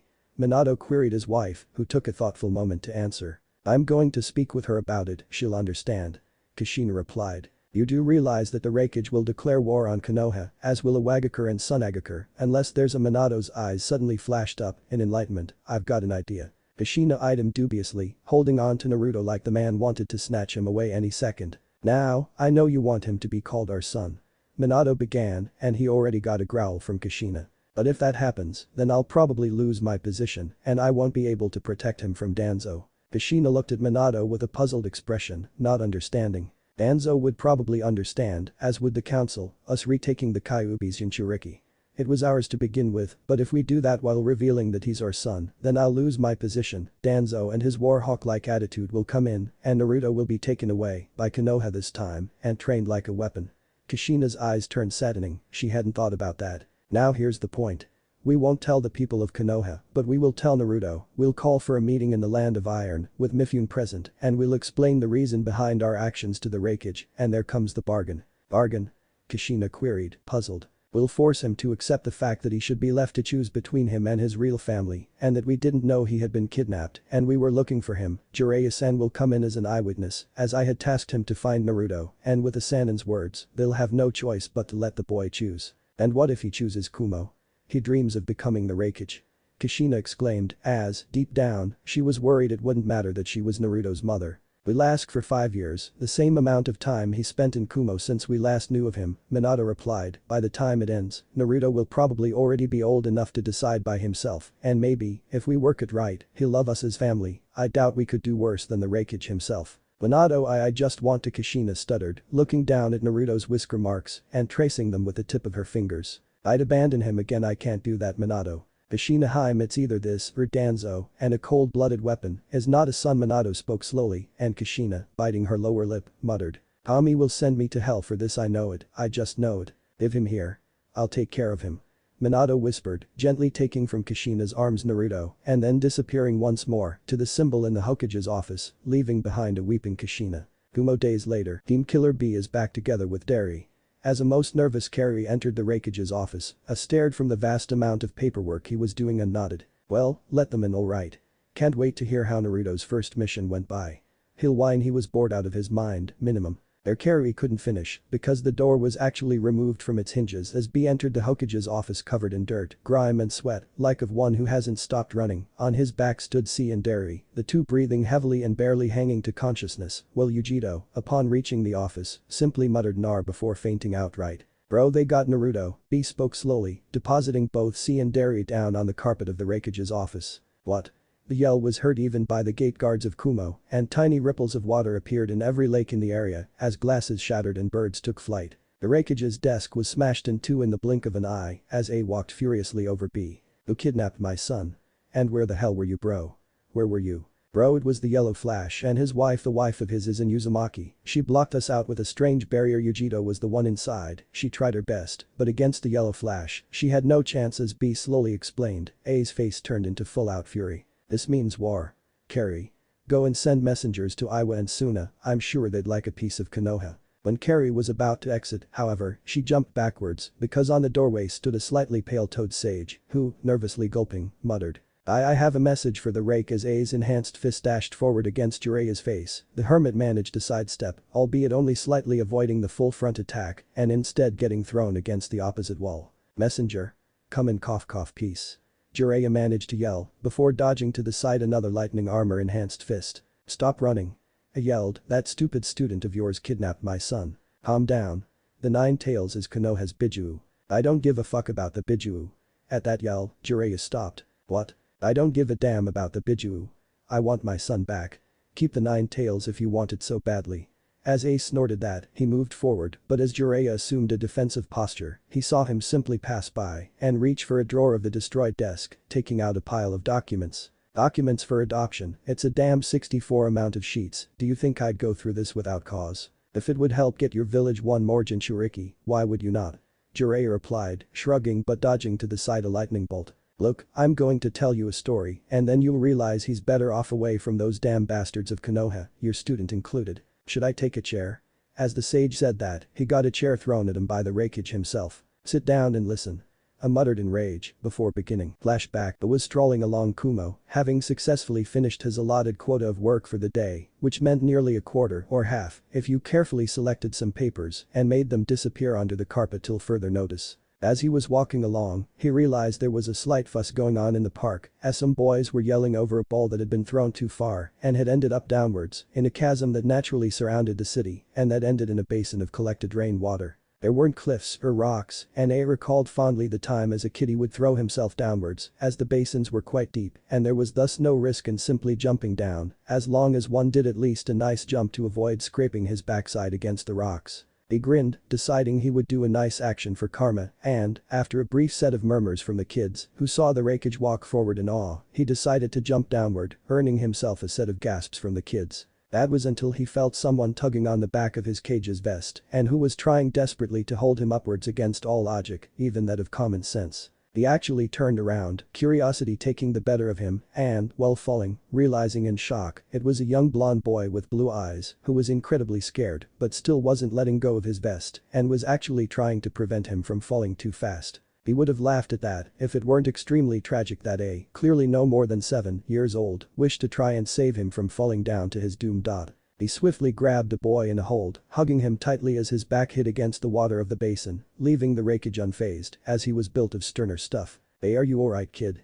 The Raikage was the first to speak, staring straight into those blue eyes of the boy, those eyes he had already seen those eyes. At the time however the boy had dark hair and not blonde and even the eye color was different but the message those eyes sent, that message was still the same. He didn't reply to that question, simply staring at the Raikage. Why did you jump down, kid? The Raikage questioned him. You were going to fall, he replied. I wanted to save you. That made the cage laugh. You, a shrimp, save me, the Raikage. Oh Kami, this is the best laugh I had in years. Why would you save me, huh? As A queried that, the boy replied simply, like he was stating something obvious. Vegito-chan said that you're the reason I have a bed, so I wanted to save you as thanks for the bed. The bed? Wait, you're Naruto-kun, right? As the Raikage asked that, Naruto nodded. Why would you thank me for a bed? I didn't have one before. He replied, earning himself a surprised face from A. Oh, but you shouldn't have saved me, a chuckle, only for a bed. Naruto shook his head. It's also for the food and the hospital, for not being hit in the morning, in the afternoon, or in the night, it's for not shackling me to a wall, and it's also for the clothes, the table, the chair, the— Fine kid, fine, I get it, but I didn't need to be saved, I'm the Raikage, I'm the strongest in the village, you know. He actually wanted the boy to stop before he started to go on a rampage on Konoha. The boy was a scrawny little thing, and yet he had been treated far worse than any other Jinchuriki in the history of Kumo, and probably, even of the world. I'm sorry. I didn't know, do I have to go in the cellar now?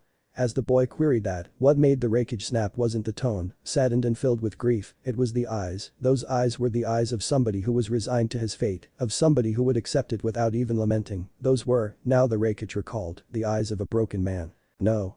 I actually yelled, scaring the kid as he was grabbed and brought on his shoulders. You stay on those damn shoulders of mine. As he felt the boy compelling to the order, A grabbed the ball and began climbing back up with ease, just in time to actually see, once on top, that among the child and their parents there was also Yujito, who had a really scared and worried expression. Naruto. What were you thinking? Come down from the Raikage's back right now. As Yujito moved forward, A could actually feel the boy shiver and, smirking, raised his right hand in front of Yujito. No need, Yujito-chan, I asked him to stay there. But he's drenched, Raikage-sama, and so are you. Yujito pointed that out, still uneasy about letting a clearly scared off boy on the back of the Raikage. Not a problem, there's a nice sun today.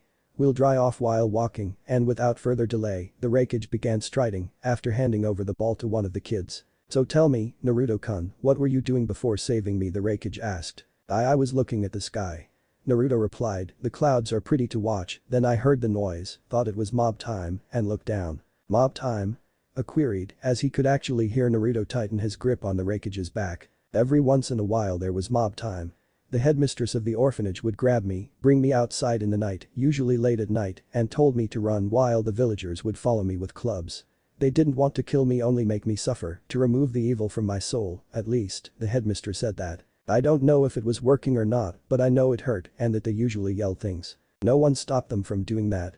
I queried, perplexed, what about the guards, the ambus, heck, what about the damn hokage himself? Guards were the worst.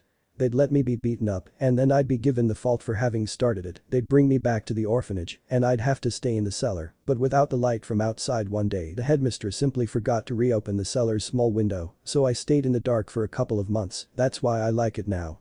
I see the clouds, they're pretty. I see, and tell me, why weren't you playing with the other kids? I was dashing from building to building, looking around to see if his brother was anywhere nearby. Nobody told me I could. You could have asked them to let you play with them, they don't know you, but I don't think they would have refused. I never spoke with kids my age till.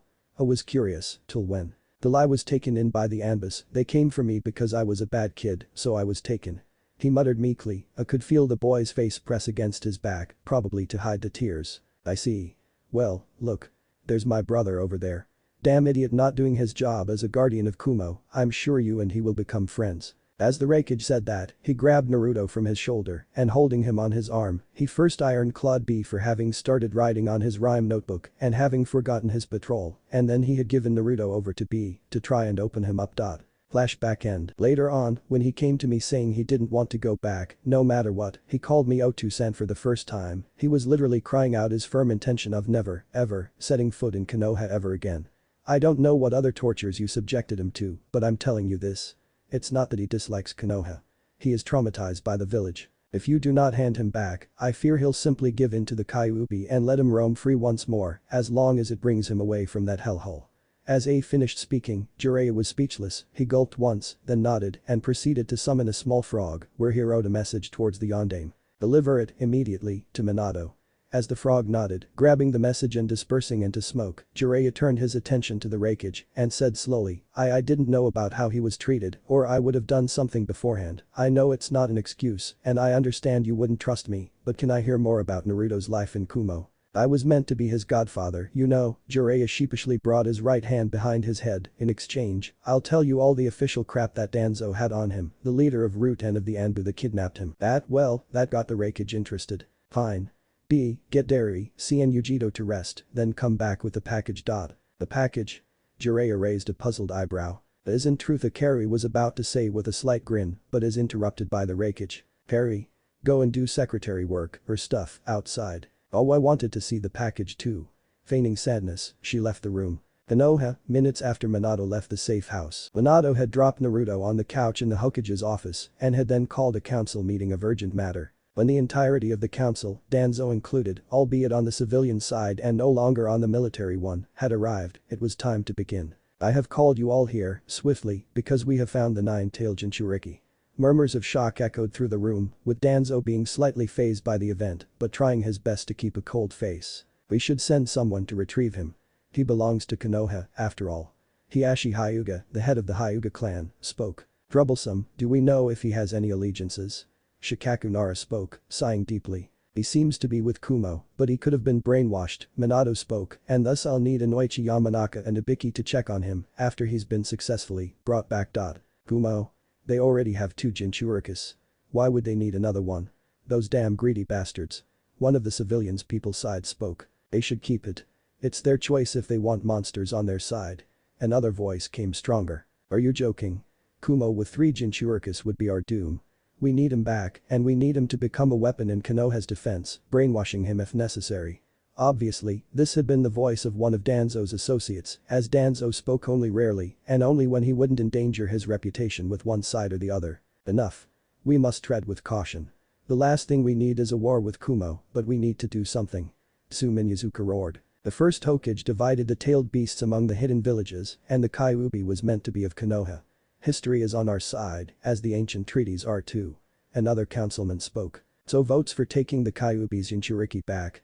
Minato queried, and as some of the councilmen raised their hands, Danzo too actually, many of the ninja clan's heads did. The majority is in favor, good, because I kind of already took back the Jinchuriki, as Minato said that with a slight laughter, a set of sweat drops appeared on the faces of everyone in the council, my wife should actually take the credit. She realized it was him and called me for backup. Troublesome. What will be Kumo's reaction? Shikaku Nara was the first to regain his senses. It will probably be war, but there is a way out.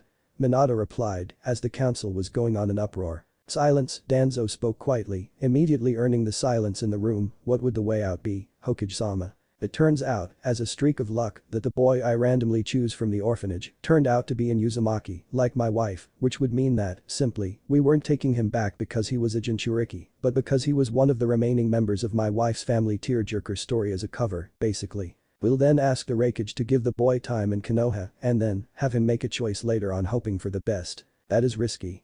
The boy could and actually should hate Konoha for how he was treated, unless he was treated far worse in Kumo. Shikaku spoke. Furthermore, if the Raikage refuses, all we have on our side are old treaties. We could ask them how they got the boy. If there was any hostile takeover, then we have all the right to claim it back. Danzo replied. It? Minato queried, narrowing his eyes. The weapon deserves no him. Danzo replied with a scoff. I see. Well, we need to decide where to put him, stressing the word. My wife wanted to have him nearby, so I was thinking about an apartment near the Namikaze compound. In that way, if something were to happen, we'd be able to intervene directly, as the area has more Anbu patrols than normal. We could directly insert him into the Anbu program though. The Anbu commander, an Anbu with a dog mask, spoke. If he already is with Kumo, they probably trained him. That is why, in order to make sure he chooses Konoha, I was instead thinking of having him live a normal shinobi life. He'll do the academy with his peers of age and then, graduated, we'll give him a Konoha headband, if he passes obviously. It should strengthen the bond with the village, and he might actually like not being treated like a weapon, a fact that Kumo probably did. As Minato spoke, Shikaku narrowed his eyes, but then shrugged. It could work, so all that remain is the Raikage's option and the boy's predisposition. So, everyone in favor of this way? As Minato asked, there were still some growling in the underground, but nobody refused it too much, as Danzo gave his approval, all the while thinking. So Monster-kun comes back to his home, I'll give him a nice welcome back. He. On the other hand, just as the council finished deliberating, Naruto woke up, jolting up and jumping to the side. Looking frantically around to try and take a look at the surroundings and understand where the hell he was. He took slow steps towards the windows of the office he was in, a pretty big office, and stared in the distance at the village that was surrounded by trees. It was familiar, so much familiar that he was shivering and trying desperately not to remember why, but it was too late. All it took was the sight of the gate, the symbol of the leaf on it, and Naruto's eyes bulged for a brief second. Escape. Need to escape. He dashed for the open window, jumping downwards and running on the roof, till he had to take the jump for the over one. That's when he felt a hand on his shoulder, belonging to a masked dog Anbu. You won't take me again. The Anbu was actually surprised by the sheer strength of the boy, but more than that, by the Anbu class Taijutsu that the boy seemed to possess, as it grabbed the dog-masked ninja by the wrist and threw him over his shoulder, before keeping up his dash along the roof side, jumping on the roof of another house. The Anbu, recollecting his thoughts, decided to whistle for aid, and as a bird-masked, monkey-masked and wolf-masked Anbu appeared, he pointed at the boy, and they all nodded. Naruto wasn't going to get captured again. No, he didn't want that. He didn't want 3 hours of sleep and the rest of training. He didn't want the cold water on the face, the bruises, the taijutsu training that broke his bones. He didn't want that. No, he didn't want that. The walls of the village were big enough and probably trapped to force Naruto to aim for the gate, but as he jumped mid-air to actually land on the ground, he was intercepted by the dog-masked Anbu, who proceeded to punch him in the stomach, while the wolf-masked and the bird-masked Anbu appeared behind the boy, bringing him down on the ground as the monkey-masked one held a kunai in front of his face. Stop, in the name of the Hokage. The dog-masked guy muttered, standing to the side of the monkey-masked. Naruto didn't speak, he needed a way out. He desperately needed a way out. You know I could have helped you, but I don't want to. I'll enjoy thoroughly seeing you suffer, so next time, when I'll want to give you power, you won't call me a liar. The Kyuubi chuckled, as the boy could do nothing except try to use his strength, but all he obtained back, as it was an Anbu hold, was to nearly break his own arms. Let me go. He snapped. Still awake. I thought I'd hit him hard. The dog-masked Anbu muttered, anyway, what were you doing in the Hokage's office, Kumo lapdog? So it was his office. I don't know. Naruto yelled back, let me go. I say you can calm down and we'll bring you back to the Hokage and no. Naruto's eye remained blue, but his determination suddenly doubled and the Anbu, well, he was forced to let go as his hands turned numb. Before he could say anything, sparks of electricity flew in the air around the boy. Raiden. Kanjikiha. Futen. Tatapa. Naruto's special electric air blast. As Naruto dashed forward, air sending the Anbus flying away, electricity numbed their bodies, slowing down their reaction rates long enough for the boy to actually run towards the gates. Kami be damned. The dog-masked Anbu muttered a curse, as only his swift replacing with a log had saved him and had left him the only one able to dash after the boy. Have to use it, after all, he muttered, putting one hand under the mask and then lifting the forehead protector, long enough for his only Sharingan to see the light. Running time is over. As he shunshined straight in front of the boy, his eyes locked with those of the boy before the boy fell on the ground, caught in a genjutsu. Dog-masked Anbu was puzzled, however, as he covered his Sharingan once more. Those eyes, they weren't those of a cold-blood murderer Anbu from Kumo, those were the eyes of a scared kid who just wanted to leave. Sensei, just what have you done? What if Neglected Naruto has monster strength? Thanks for watching my video till the end. If you enjoy this content, then do consider subscribing to my channel and leave a like if you guys need the next part, comment down, and thanks for watching the video and see you guys in the next video.